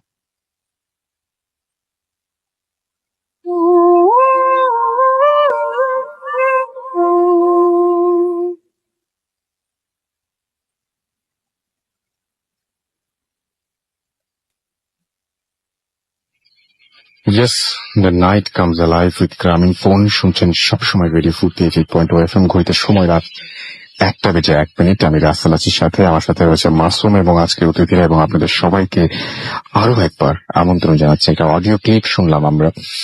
আমি জানি না যে আপনাদেরকে এই ঘটনাটাও শেয়ার করেছিলাম কিনা। প্লিজ, আমার মানে এই জিনিসগুলো আমার মনে রাখা খুব কষ্টকর, বাট আমি আজকে যখন দেখছিলাম যে কোন ঘটনাগুলো আপনাদের শোনানো যায়, সেখানে আরো একটা চমৎকার ঘটনা আমি পেয়ে গিয়েছিলাম, এবং সেই ঘটনাটা আমি একটু আপনাদের সাথে শেয়ার করতে চাই। যে ঘটনাটি আমাদের একজন লিসেনার তিনি আমাদের ইমেল করেছেন। হয়তো ঈদের সময় আমি ঘটনা শুনিয়ে থাকতেও পারি, বাট ভালো ঘটনা 2বার শুনলে হয়তো আপনারা মাইন্ড করবে না। যদি এটা যদি ফার্স্ট টাইম হয় তাহলে তো খুবই ভালো কথা। যাই হোক, যিনি লিখছেন তিনি লিখছেন এইভাবে যে, লুৎফর কায়সার, নিশ্চয়ই ঘটনাটি যদি সিলেক্ট হয় তাহলে পড়ে শোনান। স্টুডিওতে যাওয়া আমার সম্ভব নয়। ঘটনাটি আমার এক সিনিয়র ভাইয়ের, ওই ভাইয়ের অনুমতি নিয়ে এই ঘটনাটা পাঠাচ্ছি, তবে উনি নাম প্রকাশে ইচ্ছুক নন। ঘটনাটির আগে কিছু কথা বলে নেওয়া দরকার। ঘটনাটি ওই ভাইয়ের হলেও আমি কিছুটা জড়িত আছি। আমি রুয়েটের 10 সিরিজের একজন ছাত্র। 10 সিরিজ এখন ফাইনাল ইয়ারে, এবং আর যে ভাইয়ের ঘটনা উনি 6 সিরিজের। আমরা রুয়েটে ঢোকার পরে 6 সিরিজকে মাত্র কয়েক মাস পেয়েছিলাম। এই কয়েক মাসেই ওই ভাইয়ের সাথে হৃদ্যতা গড়ে ওঠে, আর এর পেছনে কিছু কারণও ছিল, আর এটাই আগে বলে নেওয়া দরকার। আমি স্কুল থেকেই একটা মেয়েকে অনেক পছন্দ করতাম। আধুনিক ভাষাতে বললে হয় যে মেয়েটি অনেক পছন্দ করতাম। তো মেয়েটির সাথে কখনো কথা বলা হতো না। স্কুল কলেজ তো বটেই, ইউনিভার্সিটির 3rd ইয়ার পর্যন্ত মেয়েটি আমাকে চিনতই না। মেয়েটির এক বান্ধবীর সাথে আমার কথা হতো। সেই বান্ধবী আমাকে জানিয়েছিল যে মেয়েটির পছন্দ ইঞ্জিনিয়ার ছেলে, এবং তাকে পড়তে হবে সরকারি কোনো প্রকৌশল ইউনিভার্সিটিতে। আমার ডাক্তার হওয়ার ইচ্ছা থাকলেও মেয়েটির জন্য আমি আমার এইম চেঞ্জ করি, কিন্তু এইচএসসির অ্যাডমিশনের টাইমে প্রচন্ড টাইফয়েডে আক্রান্ত হওয়ার কারণে বুয়েটে চান্স হয়নি, তবে রুয়েটে চান্স পেয়ে গেলাম। শুনলাম মেয়েটি রাজশাহী বিশ্ববিদ্যালয়ে ভর্তি হয়েছে, কিন্তু এরপরেই জানতে পারলাম যে মেয়েটি একটা রিলেশন আছে। এরপরে পুরাই ভেঙে পড়লাম। ক্লাস শুরু, সব সময় মন মরা হয়ে বসে থাকতাম। একদিন ক্যাফেতে ওই ভাই আমাকে নোটিস করলেন এবং আমার কাছে এসে জানতে চাইলেন যে আমি কেন মন মরা হয়ে থাকি। ওনার সাথে শেয়ার করলাম সব। উনি হাসলেন এবং ওনার কাহিনী শুরু করলেন। উনি প্রথম বর্ষে যে মেস থাকতেন, সেই মেস থেকে মরে যাওয়ার জন্য উনি একটা গলি ইউজ করতেন, অনেক চিপা একটা গলি। এই গলিটা সাধারণত সবাই এড়িয়ে চলতো। গলিটাতে যেতে হলে একটা দোতলা বাড়ির পেছন দিকে বারান্দা পড়তো। এইসব বারান্দাতে সাধারণত মানুষ দাঁড়ায় না। ভাইয়া খেয়াল করতেন যে ওই বারান্দাতে একটা মেয়ে দাঁড়িয়ে ওনার দিকে তাকিয়ে থাকতো। দিন কি রাত সব সময় যখনই ভাইয়া যেতেন তখনই ওই মেয়েটাকে একইভাবে একই পোশাকে দাঁড়িয়ে থাকতে দেখতেন। মেয়েটার পরনে ছিল একটা নীল জামা। মেয়েটার মুখে কোনো অনুভূতি ছিল না। সে এক দৃষ্টিতে ভাইয়ার দিকে তাকিয়ে থাকতো। এভাবে 3 মাস চলে গেল। একদিন ভাইয়া মেসের ম্যানেজারকে ওই বাড়িটা সম্পর্কে জিজ্ঞাসা করলেন যে ওই বাড়িটার দোতলায় কারা থাকে। ম্যানেজার যে উত্তর দিল তাতে অবাক হলেন ভাইয়া। ওই বাড়িটার মালিক নাকি বিদেশে থাকে, এবং বাড়িটার একতলা গোডাউন আর দোতলাতে কেউ থাকে না। ভাইয়া বাড়িটা নাকি বাইরে থেকে তালা বন্ধ। পরের দিন ভাইয়া বাড়িটার সামনে গিয়ে দেখলেন যে সত্যি বাড়িটার তালা, এবং বাড়িটার দারোয়ান থেকে জিজ্ঞেস করলেন ব্যাপার রাস্তা এবং দারোয়ান ভাইয়াকে বললেন যে সামনের লনের বাইরে সিঁড়িঘর দেখালেন। প্রচন্ড জঙ্গল, সেখানে কোনো মানুষ যে চলাচল করে না সেটা বোঝা যাচ্ছে। এরপর ভাইয়া আর কখনোই পেছনের বারান্দায় সেই মেয়েটিকে দেখেনি। ঘটনা এখানে শেষ করে হাসতে হাসতে তিনি বললেন যে তোমার যাকে পছন্দ তাকে চেনো না, আমার যাকে পছন্দ সে এক্সিস্টই করে না, এক্সিস্ট করলেও সে যে মানুষ না সেটা শিওর, তাই তুমি আমার চেয়ে অনেক ভাগ্যবান, মন খারাপ করো না। হাসি ঠাট্টা করলেও ভাইয়া সত্যি সেই মেয়েটাকে ভালোবেসে ফেলেছিলেন এবং উনি আর কোনো রিলেশনে জড়াননি, বিয়েও করেননি। ঘটনার আর একটু বাকি। ভাইয়া মাঝে মাঝে ভাইয়ের কথা হয় ফোনে আর ফেসবুকে। এবছর জানুয়ারির 27 তারিখে উনি আমাকে ফোন দিয়ে বললেন সেই মেয়েটিকে তিনি স্বপ্নে দেখেছেন। স্বপ্নটাতে উনি একটা মাঠের এক প্রান্তে আর দূর থেকে একটা মেয়ে ওনাকে দেখছে, আর বেশ কিছু দূরে নাকি আমি দাঁড়িয়ে আছি। মেয়েটা নাকি আমার দিকে তাকিয়ে মৃদু হাসি দিল। এরপর এই স্বপ্নটা ভেঙে যায়। আমি একটু অবাকই হলাম। এরপর একটা ধাক্কা খাওয়ার মতো ঘটনা ঘটলো আমার সাথে। আমার যে পছন্দের মেয়েটি সে আমাকে না চিনলেও ফেসবুকে ফ্রেন্ড লিস্টে ছিল। অনেক অবাক করা ব্যাপার হলো যে 28 জানুয়ারি রাতে মেয়েটি সহসাই আমাকে নক করে। এরপর কথা বলতে বলতে আমার বন্ধুত্ব গড়ে উঠলো। আর কিছুদিন পর মেয়েটি জানতে পারলো যে সেই আমার পছন্দের, এবং আমি আমার পছন্দের কথা তাকে জানালাম। এখন আমরা ভালো ফ্রেন্ড, আমাদের কোনো রিলেশন নেই, তবে আমরা আমাদের অনুভূতিকে রেসপেক্ট করি। তবে এই জন্যই ভাইয়ের স্বপ্নে সেই মেয়েটি আমার দিকে তাকিয়ে হেসেছিল যে আমার ক্যাশকে চিনবে, মানে আমার পছন্দের মানুষকে চিনবে। কাহিনী এখানে শেষ। ওই ভাইয়া এখনো অবিবাহিত। সে বা সেটা কে ছিল তাতে ভাইয়ার কোনো মাথা ব্যথা নেই। ভাইয়ার হৃদয় শুধু তার জন্যই। এই ঘটনার সাথে আমার জড়িয়ে যাওয়ার অদ্ভুত এই ঘটনার কোনো এক্সপ্লেনেশন আমি খুঁজে পাইনি, এবং অনেক কিছুই পৃথিবীতে এরকম অদ্ভুত ঘটে। এটা ছিল ঘটনা, এবং এই ঘটনাটা আমি পড়ে শোনালাম আপনাদেরকে। আমাদেরকে একজন পাঠিয়েছেন যিনি আজকে স্টুডিওতে আসতে পারেননি। And thank you very much আমাদের ঘটনা পাঠানোর জন্য। আপনি যদি পাঠাতে চান তাহলে চলে যান, লিখে ফেলুন আমাদের অ্যাড্রেসটা। আমাদের অ্যাড্রেস হচ্ছে bhfm@radio50.fm, which is bhwtfm@radiofoat.fm। এখানে নাম, ঠিকানা এবং ফোন নাম্বার সহ আপনি আপনার ঘটনা পাঠাবেন, এবং ঘটনার শুরুতে অবশ্যই উল্লেখ করবেন এই ঘটনাটি আপনি এখানে এসে শেয়ার করতে চান, নাকি আপনি চান যে আপনার ঘটনাটা আমরা পড়ে শোনাই। আমাদেরকে হানিফ রাব্বানি সিলেট থেকে SMS করেছেন। তিনি বলেন এইসব কেন আমার বিশ্বাস হয় না। বিশ্বাস না হওয়াটা কোনো দোষের কিছু না। আপনি এনজয় করছেন সেটা খুব ভালো কথা, এবং আপনি যদি বিশ্বাস না করতে চান ইটস আপ টু ইউ, এবং কমপ্লিটলি আপনার সেই স্বাধীনতা আছে যে আপনি কোনটা বিশ্বাস করবেন কোনটা বিশ্বাস না করবেন, সেটা কমপ্লিটলি আপনার ব্যাপার। শান্তা সাভার থেকে আমাদের SMS করেছেন, খুব ভয় পাচ্ছেন তিনি, এবং তিনি তার রুমে এখন, এবং তিনি বলছেন যে আমি মুভ করতেও ভয় পাচ্ছি। সৈকত আমাদের মোহাম্মদপুর থেকে SMS করেছেন, তার ফ্রেন্ড সামি হৃদয়ের সাথে লাইট অফ করে তিনি শুনছেন। চৌধুরী MD ফাহিম আমাদের লিখেছেন ফোতাফাম রক্স। আমাদেরকে এছাড়াও রাকিব লিখেছেন, প্লিজ কল মি, আমি মাদ্রাসায় পড়ি, আমার একটা ঘটনা বলতে চাই, প্লিজ আপনার ঘটনাটাকে ইমেল করতে হবে আমাদেরকে। শুভ রাজশাহী থেকে আমাদের SMS করেছেন, এবং এছাড়া আমাদেরকে SMS করেছেন দেখতে পাচ্ছি মোস্তাক বেলি রোড থেকে ইরিশা আমাদের SMS করেছেন, RM রাকিব আমাদের SMS করেছেন আমাদেরকে দেখতে পাচ্ছি শাওন। এছাড়াও আমাদেরকে SMS করেছেন প্রীতম, আমাদেরকে SMS করেছেন মুকিত, আমাদেরকে এছাড়াও SMS করেছেন রোমান, এছাড়াও রেশমা আমাদের SMS করেছেন, এছাড়াও আমাদের SMS করেছেন RM রাকিব, তানভীর তানু আমাদের SMS করেছেন গ্রিন রোড থেকে, সাব্বির গাজীপুর থেকে SMS করেছেন, সাহিল আমাদের SMS করেছেন নীতি, এছাড়াও SMS করেছেন হাসিবুল সহ আরো অনেকে। ফেসবুকের আমরা কমেন্টগুলোতে আসবো, তবে তার আগে আমরা চলে যাই আমাদের আরো একজন অতিথির কাছে, এবং আপনার নামটা প্লিজ একটু বলবেন, এবং আপনি জানাবেন যে আপনি কোথা থেকে এসেছেন। আমি মানিক বলছি, আমি গাজীপুর থেকে আসছি, আমার জন্মস্থান গোপালগঞ্জে। ওকে, সো আপনি গাজীপুর থেকে এসেছেন আমাদের এখানে পার্টিসিপেট করতে, থ্যাংক ইউ ভেরি মাচ, কষ্ট করে এসেছেন এবং অনেক দূর থেকে। তো আমরা আপনার ঘটনায় চলে যাই। যে ঘটনাটা বলবেন সেটা কোথায় ঘটেছে?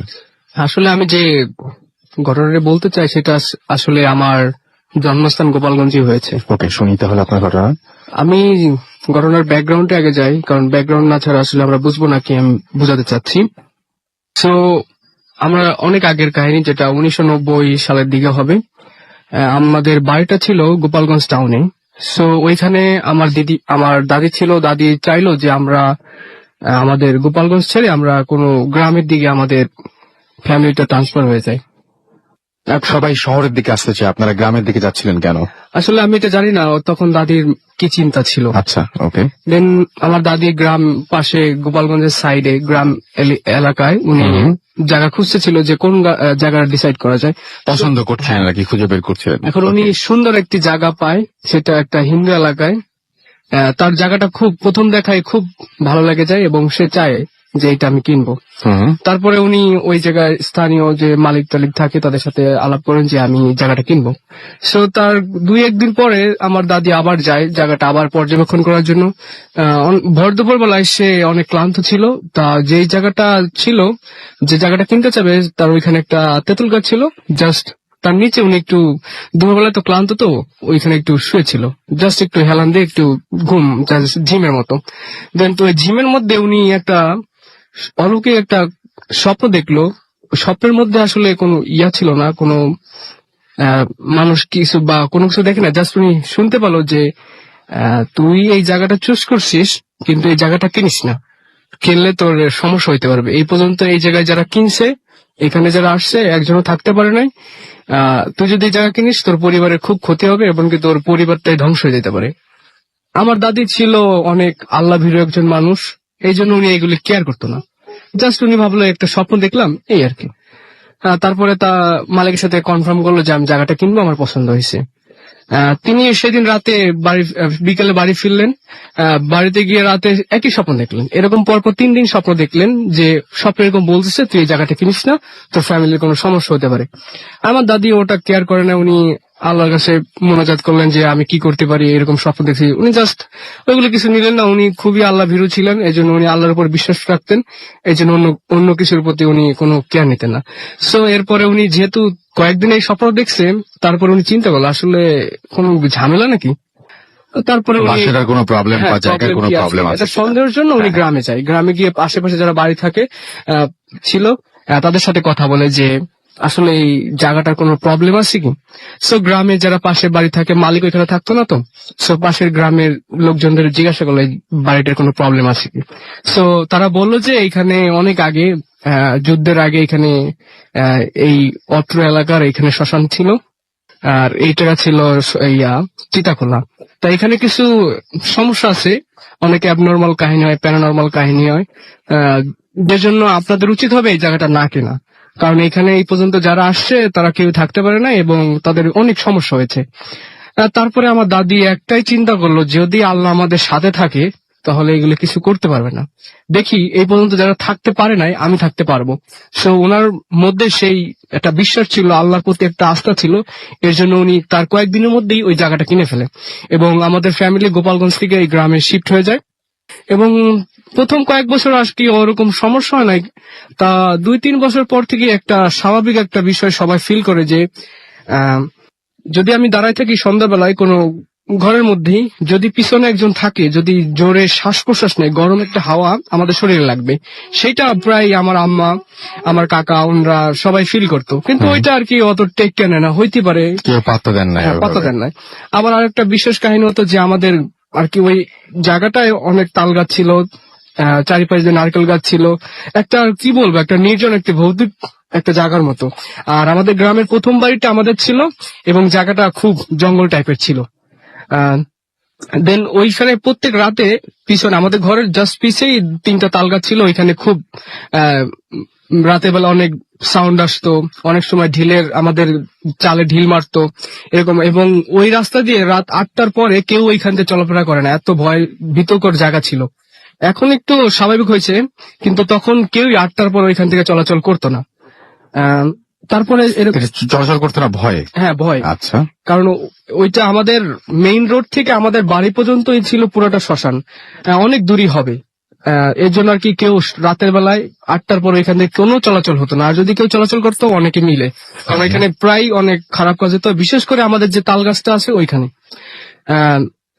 আমি আমার জন্মের পর থেকে বেশি আর কি এরকম কাজ শুরু হয়। যেরকম আমি জন্মগ্রহণ করার পর থেকে আমি শুনেছি আমার আম্মার কাছ থেকে বা আমার আত্মীয় স্বজনের কাছ থেকে যে অমাবস্যা এবং এরকম অমাবস্যা এবং পূর্ণিমার সময় আমার খুব অসুস্থ হতো, যেরকম অনেক শ্বাসকষ্ট হতো এবং এমন এমন সময় হতো যে এমন পরিমাণে হতো যে আমার পুরো বডিটা নীল হয়ে যেত। এই ইয়ার কষ্টের জন্য। সো এরকম অনেকটা মানে অনেক মানুষের কাছে গেছে যে আসলে কোনো সমস্যা নাকি অন্য কোনো কারণ। তা ডাক্তার দেখিয়েছিলেন তো? ডাক্তার দেখিয়েছে, হুম। কিন্তু একজন হিন্দু লোক যে এইসব জানে, সে একদিন এসে বলছিল যে এইখানে ভূত বা এরকম মন্দ আত্মার কোনো কাজ আছে যেটা ওর উপরে ভর করতে পারে। আচ্ছা। আহ, এই আর আমাদের খ্রিস্টান সমাজে, আমি খ্রিস্টান, আমাদের সমাজে আর কি ভূত বিশ্বাস করে, কিন্তু এগুলিতে আমাদের বাইবেলে বলা আছে যে ওইগুলি থেকে দূরে থাকা ভালো। হুম। এই জন্য আর কি আমাদের ফ্যামিলিটা অত টেক কেয়ার না, ওনারা আল্লাহর উপর নির্ভর করছে যে আমাদের আল্লাহ সাহায্য করবে এই সব থেকে। আমরা মানুষ এর জন্য আর কি আল্লাহ সাহায্য থাকলে আমরা সবকিছু পারবো। দেন এরকম চললো। আমি প্রায় অসুস্থ হতাম, এরকম অনেক কাহিনী। তারপরে যেটা আমি প্রথম যে এক্সপিরিয়েন্স আমার হয় যে আসলে ভূত বা এরকম কিছু, আমি একদিন আমার কাকার সাথে গোপালগঞ্জ গিয়েছিলাম এবং সন্ধ্যার টাইমে আমি গোপালগঞ্জ থেকে ব্যাক করতেছি আমাদের গ্রামে। তো আমাদের বলেছি যে আমাদের মেইন রোড থেকে আমাদের বাড়ি পর্যন্ত শ্মশান, মানে পুরনো শ্মশান ছিল। জাস্ট 2 দিন আগে ওইখানে আমাদের রাস্তার একটা মাঝ বরাবর, আমাদের বাড়ি থেকে মেইন রোডের মাঝ বরাবর একটা জায়গায় 2 সাইডে 2টা কবর দেওয়া হয়েছে, যারা আর কি ফাঁসি বা বিষ খেয়ে মারা গেছে তাদের মানে অপঘাতে মৃত্যু, হ্যাঁ। ঠিক স্বাভাবিক মৃত্যু না। আচ্ছা। সো ঠিক 2টা কবরের পাশে রাস্তা, মাঝখানে রাস্তা, 2 পাশে 2টা গাছ আছে। গাছ 2টার আসলে আমি আইডেন্টিফাই করতে পারি না কোন গাছ। সো আমরা যখন ওই গাছের কাছে আসলাম, প্রথমে দেখলাম একটা আলো ওই কবরের ওই মাঝখান দিয়ে রাস্তার উপর উঠলো। দেন তারপর দেখলাম কি হঠাৎ ওই 2টা গাছই আগুনের মতো ধরে গেল, জাস্ট নীল আলো। সো আমার আপনার চোখের সামনে? হ্যাঁ, আমার চোখের সামনে। আমি তখন অনেক ছোট ছিলাম, কিন্তু এখনো ওই জিনিসটা আমার চোখে ভাসে। সো আমার চাচা বললো কি, বাবা তুমি চোখটা বন্ধ করো, এখানে একটু সমস্যা আছে। সো আমি চোখ বন্ধ করলাম এবং আল্লাহর নাম স্মরণ করতে করতে আমরা বাড়িতে পৌঁছে গেলাম। এটা চোখ খুলে কি দেখলেন? আমি তো দেখছি ওই আগুন ধরছে, এবং আমার চাচা তখনই বলছে তুমি চোখ বন্ধ করো নাহলে ভয় পাবে, এর জন্য আমি তখনই চোখ বন্ধ করি। আমার সেকেন্ড যে এক্সপিরিয়েন্সটা আমি পাই সেটা হচ্ছে আমার দাদির সাথে একদিন আমরা মাছ ধরতে গেছিলাম। সো আমার দাদি আর আমার চাচা আমার পিছে, আমি আগে যাচ্ছি। আমি তো ওইখানে পরিচিত ছিলাম যে আমরা কোথায় মাছ ধরবো। সো একটা পুকুর ছিল, মানে ধান চাষ করে ওই বিলের মাঝখানের দিকে। সো আমি আগে দৌড়ে দৌড়ে গেছি, একটা এক্সাইটেড ছিল আজকে মাছ ধরবো। সো ওই সময় আর কি একবারে ভর দুপুর ছিল। আমি সবার আগে আমি ওনাদের 5 মিনিট আগে আমি ওইখানে পৌঁছে গেছি। আর যেই সময় আমি পুকুর পাড়ে উঠবো, ঠিক তখন দেখি বিরাট একটা পশু আকারের আর চোখগুলি লাল, ও আমার উপর লাফ দিছে। কেমন টাইপের পশু যদি বলতেন? এটা পুরোটাই কালো, কিন্তু কালো? এটা আমি এখনো অত আইডেন্টিফাই করতে। সাইজটা কিরকম? সাইজটা খুব বড়, আচ্ছা। অনেক বড়, যেটা আমি দেখেই ওর চোখ দূরে দেখে আর ওর এত বড়, ওইটা দেখে আমি ওইখানে সেন্সলেস হয়ে যাই। একটা চিৎকার দেওয়ার পরে আমি সেন্সলেস হয়ে যাই। সো এই চিৎকার শুনে আমার দাদি এবং আমার চাচা এসে আমাকে হসপিটাল নিয়ে যায়। আমি প্রায় 3-4 ঘন্টা অজ্ঞান ছিলাম, তারপরে আমি ঠিক হই। তারপরে ওনারা আমার ভয়টা কাটানোর জন্য, যে তুমি এইটা দেখে ভয় পেয়েছো, চলো তোমাকে দেখাই ওখানে কি ছিল। আমি ওখানে যাই, দেখি কি একটা মরা কুকুর পচা, কিন্তু আমি দেখছি অন্য একটা জিনিস। এটা ছিল আমার সেকেন্ড এক্সপ্রেশন। আমি এরপরে আমার বাবার কাহিনী আসি, যে আমার বাবার কিভাবে ক্ষতি হয়েছে। তারপরে এরকম অনেক কাহিনী হওয়ার পরে আমার বাবা ছিল ওই আর কি ওই যে জায়গাটা বিশেষ সমস্যা ছিল যে ওইখানে যে ফ্যামিলিগুলি আসে তাদের প্রথম সন্তানদের সমস্যা হয়, অন্য কারো অত সমস্যা না, কিন্তু সেই জন্য আপনার সমস্যাগুলো হচ্ছে? হ্যাঁ। আচ্ছা। এটা বেসিক্যালি যে প্রথম সন্তান হবে ছেলে, মেয়ে না ছেলে, তারই প্রবলেমটা হবে। সো আমার ফ্যামিলিতে আমার বাবা ছিল প্রথম ছেলে, তার অনেক সমস্যা ছিল। সে আর কি এরকম হঠাৎ অনেক প্রচন্ড অসুস্থ হয়ে যেত, কিন্তু উনি গ্রামের মধ্যে খুব হেলদি মানুষ ছিল, খুবই 6 ফিটের মতো লম্বা এবং খুবই হেলদি। ওনার মতো গ্রামে এত হেলদি মানুষ ছিল না, আমার আব্বার মতো। সো হঠাৎই উনি অসুস্থ হয়ে পড়তো, কোনো কারণ ছাড়াই হঠাৎ। ইভেন ঢাকায় এসে আমাদের গোপালগঞ্জে অনেক ডাক্তারখানায়, অনেক হসপিটালে দেখানো হয়েছে, ঢাকাতেও আপনারা দেখিয়েছেন, হ্যাঁ, আপনি বলছিলেন। কিন্তু হ্যাঁ। কোনো রিপোর্টে কোনো কাজ হয় নাই, রিপোর্ট 0। ডাক্তারও কনফিউজ যে এত ঝামেলা, এত অসুস্থ কিন্তু কোনো রিপোর্ট আসতেছে না সঠিক। একজন বলতেছে এই রোগ, একজনের এই রোগ, কিন্তু সঠিক কেউ রোগের শেষ পর্যন্ত উনি বিছানাতেই পড়ে গিয়েছিলেন একদম পুরো। তার আগে একটু কাহিনী বলতে চাই যে এই আমার আব্বা অসুস্থ হওয়ার আগে যে আরো কয়েকটা প্যারানর্মাল কাজ হয়েছিল। যেরকম আমাদের গ্রামের মধ্যে আমাদের বাড়িতে শুধু 2টা ফজলি আম গাছ ছিল, প্রচুর আম ধরতো।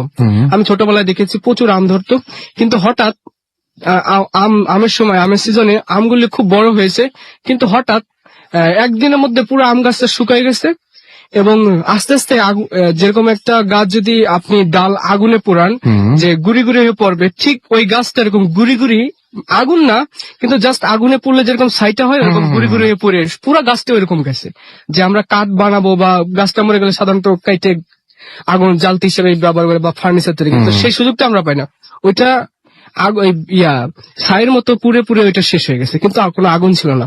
তো ও দেখে গ্রামের সবাই আর কি একটা অনুমান করছিল যে এখানে একটা ঝামেলা আছে।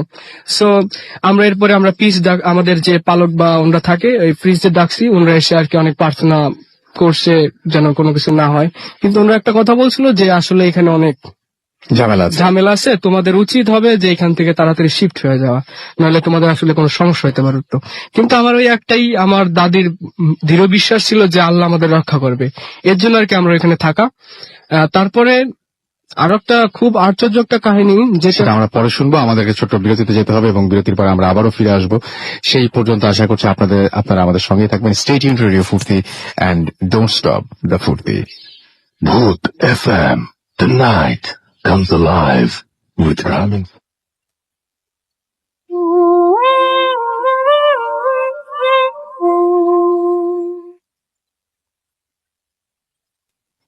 Yes, the night comes alive with গ্রামীণ ফোন শুনছেন সবসময় রেডিও ফুর্তি।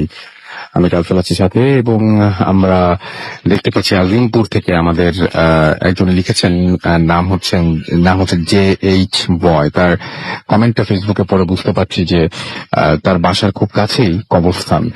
MD মনোয়ার হোসেন আমাদের এখানে কমেন্ট করেছেন, আমাদের এখানে বর্ষাধর কমেন্ট করেছেন এইচএস এর রেজাল্ট প্লাস ভূতাত্মের ভয় সব মিলিয়ে অবশ্য মানে সব মিলিয়ে অবস্থা করুন। ওকে, আমাদেরকে ছাড়াও দেখতে পাচ্ছি আরো অনেকেই এখানে কিন্তু লিখছেন।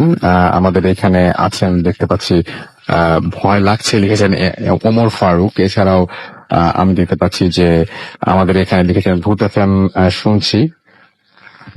আমাদের এখানে অনেকেই ভূত এফএম শুনছেন এরকম লিখে পাঠিয়েছেন, আরো লিখে পাঠিয়েছেন। দেখতে পাচ্ছি যে তাওসিফ চৌধুরীও লিখেছেন যে তিনিও অনেক ভয় পাচ্ছেন। আমাদের রকি খান লিখেছেন অনেক ভয় লাগছে। এছাড়া আমাদের দেখতে পাচ্ছি যে চরম সব ঘটনাগুলি লিখেছেন সামি রহমান। এছাড়া আমি দেখতে পাচ্ছি যে সাফায়েত হোসাইন সাফায়েত লিখেছেন যে কমেন্ট পড়েন না কেন। 14 মিনিট আগে আপনি কমেন্টটা করেছেন, 14 মিনিটের মধ্যে কি আমরা আসলেও ফেসবুকে কমেন্ট পড়েছি? মনে হয় না।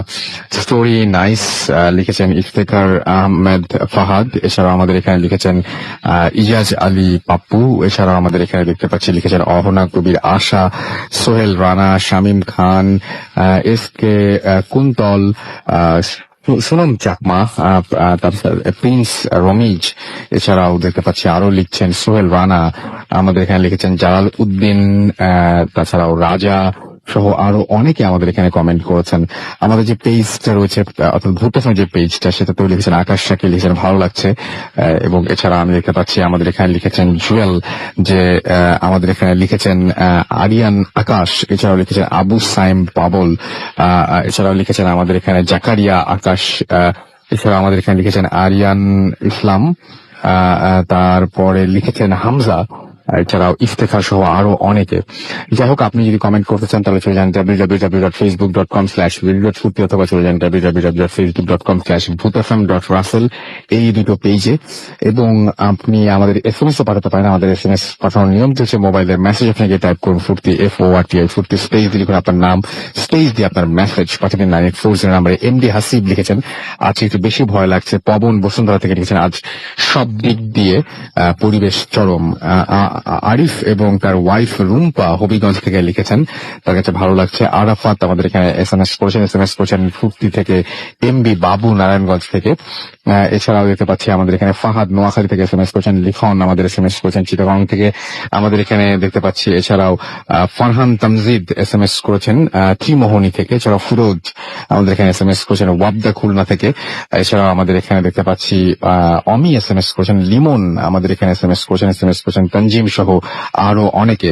যাই হোক, আপনি যদি SMS করতে চান তাহলে তার নিয়মটা জানেনি। আমরা চলে যাবো আমাদের পরবর্তী অতিথির কাছে। আপনার নামটা প্লিজ একটু বলবেন এবং জানিয়ে দিন যে আপনি কোথা থেকে এসেছেন আমাদেরকে। জি, আমি মোহাম্মদ হাসিব, পিএন কলেজ ঢাকাতে পড়াশোনা করতেছি, এবার সেকেন্ড ইয়ার। আমি আসছি মিরপুর 14 ভাষণ খেলাটা থেকে।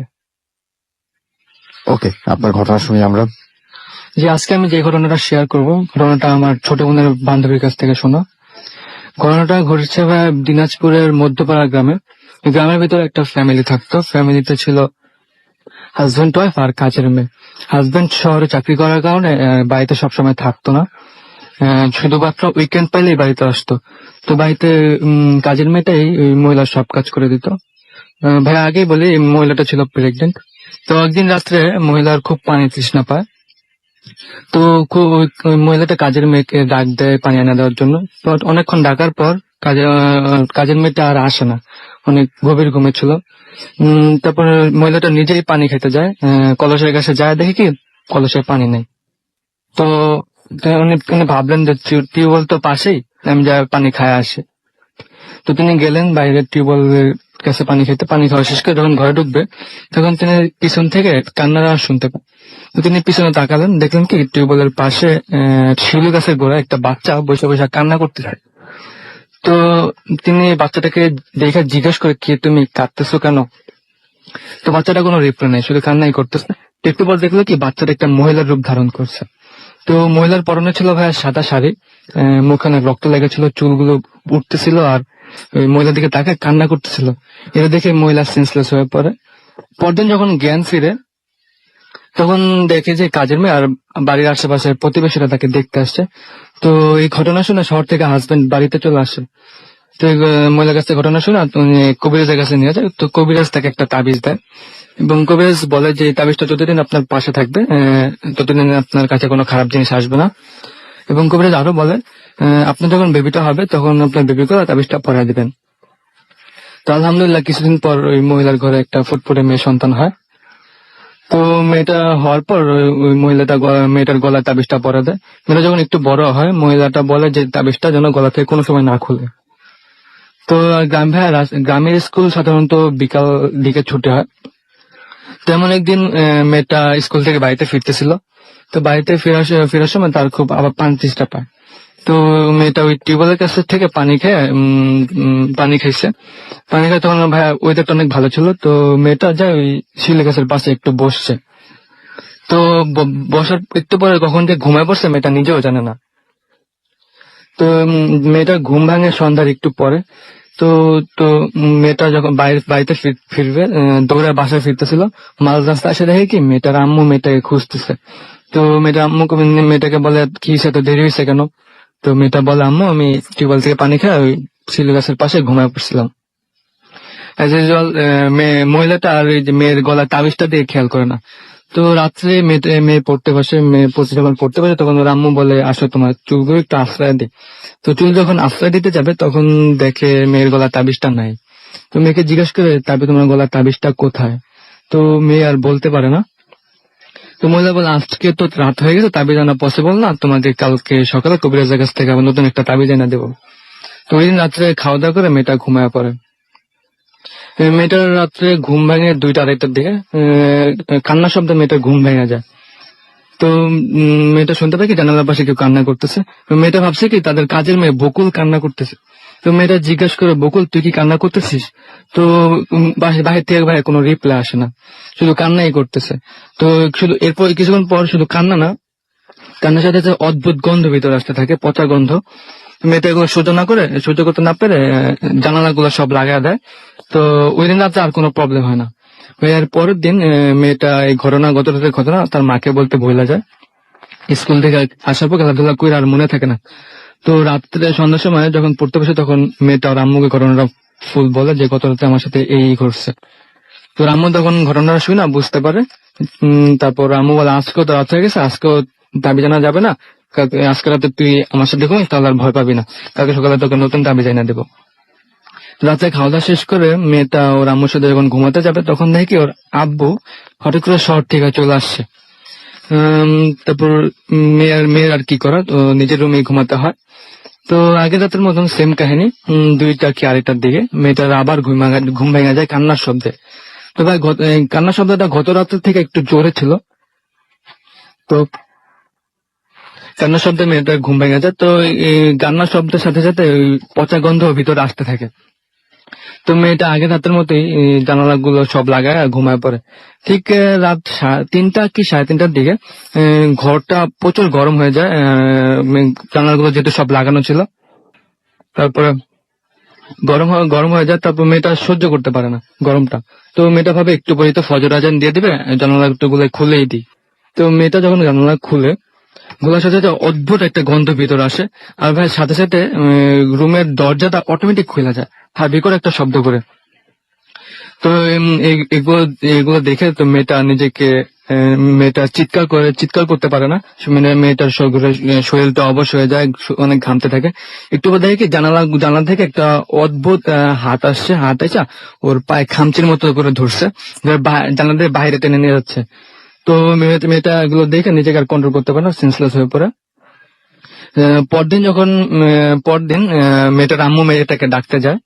তো যখন ডাকতে যায় দেখে কি যে বিছনায় ঘুমাইছে ওই বিছনার চাদরটা পুরো রক্তে ভিজে গেছে, মেয়েটার পা সহ। তো মহিলাটা ইমিডিয়েটলি মেয়েটাকে ডাক্তারের কাছে নিয়ে যায়। তো ডাক্তারের কাছে যখন নিয়ে যায় দেখে কি ওই আঙ্গুলের আঁচড়গুলা, নখগুলা পায়ের অনেক দূর পর্যন্ত ঢুকে গেছে। তো ডাক্তার ব্যান্ডেজ করে দেয়। তারপর মহিলাটা বাচ্চাটাকে সরাসরি কবিরাজের কাছে নিয়ে যায়। তো কবিরাজের কাছে যখন নিয়ে যায়, কবিরাজ তাকে একটা তাবিজ দেয় এবং বলে যে এই তাবিজটা আগের তাবিজের মতো গুণসম্পন্ন না, খারাপ জিনিস কাছে আসতে পারবে না বা দূর থেকে প্রবলেম করতে পারবে। তারপর এই ঘটনার পর মহিলার হাজবেন্ড তাদেরকে আর গ্রামে রাখে না, তাদেরকে শহরে নিয়ে আসে। অনেক ধন্যবাদ আপনাকে আপনার ঘটনার জন্য, and thank you very much. আমরা চলে যাব আমাদের পরবর্তী ঘটনা, এবং তার আগে আমি একটা খবর জানিয়ে দিই। সেটা হচ্ছে আমাদের এসএমএস করতে চান, মোবাইলের মেসেজ ওখানে টাইপ করুন ফুর্তি FORTI ফুর্তি স্পেস দীর্ঘ আপনার নাম স্পেস দিয়ে আপনার মেসেজ পাঠিয়ে দিন 9840 নাম্বার। যদি আমাদের ইমেল করতে চান, আমাদের ইমেল অ্যাড্রেস হচ্ছে bhutfm@radiofurti.fm which is bhtfm@radiofurti.fm। আপনার নাম, ঠিকানা এবং ফোন নাম্বার সহ আপনার জীবনে ঘটে যাওয়া আপনার জানা সেরা ঘটনা পাঠিয়ে দিন আমাদের কাছে। এবং এটা খুবই ইম্পর্টেন্ট, কারণ আপনাদের ঘটনা পাঠানো হলেই আপনাদের ঘটনা যদি আপনারা পাঠান তাহলে আমরা চলতে পারবো, আদারওয়াইজ তো আমাদের আসলে কন্টিনিউ করা কোনোভাবেই সম্ভব না। ভূত এফএম বই যারা খুঁজছেন তাদের জন্য একটু খবর দিই। ভূত এফএম এর সকল বই পাওয়া যাবে রকমারি.com এ। অর্ডার করতে ভিজিট করুন www.রকমারি.com অথবা কল করুন 01519521971। হটলাইন যেটা, হটলাইনের নাম্বারটা আমি বলে দিচ্ছি 16297। প্রতিটি বই শুধুমাত্র 150 টাকার সাথে ডেলিভারি চার্জ। তবে 3টি বই স্পেশাল বান্ডল অফার শুধুমাত্র 420 টাকায় ডেলিভারি চার্জ। সেক্ষেত্রে আপনাকে দিতে হবে না। সো আপনি চাইলেই এটা সংগ্রহ করে ফেলতে পারেন। এনিওয়েজ চলে যাব আমরা আমাদের পরবর্তী ঘটনায়, তবে তার একটা ছোট্ট বিরতি রয়েছে এবং বিরতির পরে আমরা আবারও ফিরে আসবো। আমাদের গেস্টও চেঞ্জ করতে হবে। সো স্টে টিউনড রেডিও ফুর্তি এন্ড ডোন্ট স্টপ দ্য ফুর্তি, কোথাও যাবেন না, শেষ ঘটনাগুলো শোনা যাবে এবং এটা এই আওয়ারের লাস্ট ব্রেক, সেটা আপনারা জানেন। সো স্টে টিউন, ফিরে আসছে একটু পরেই। The night comes alive with gramophone.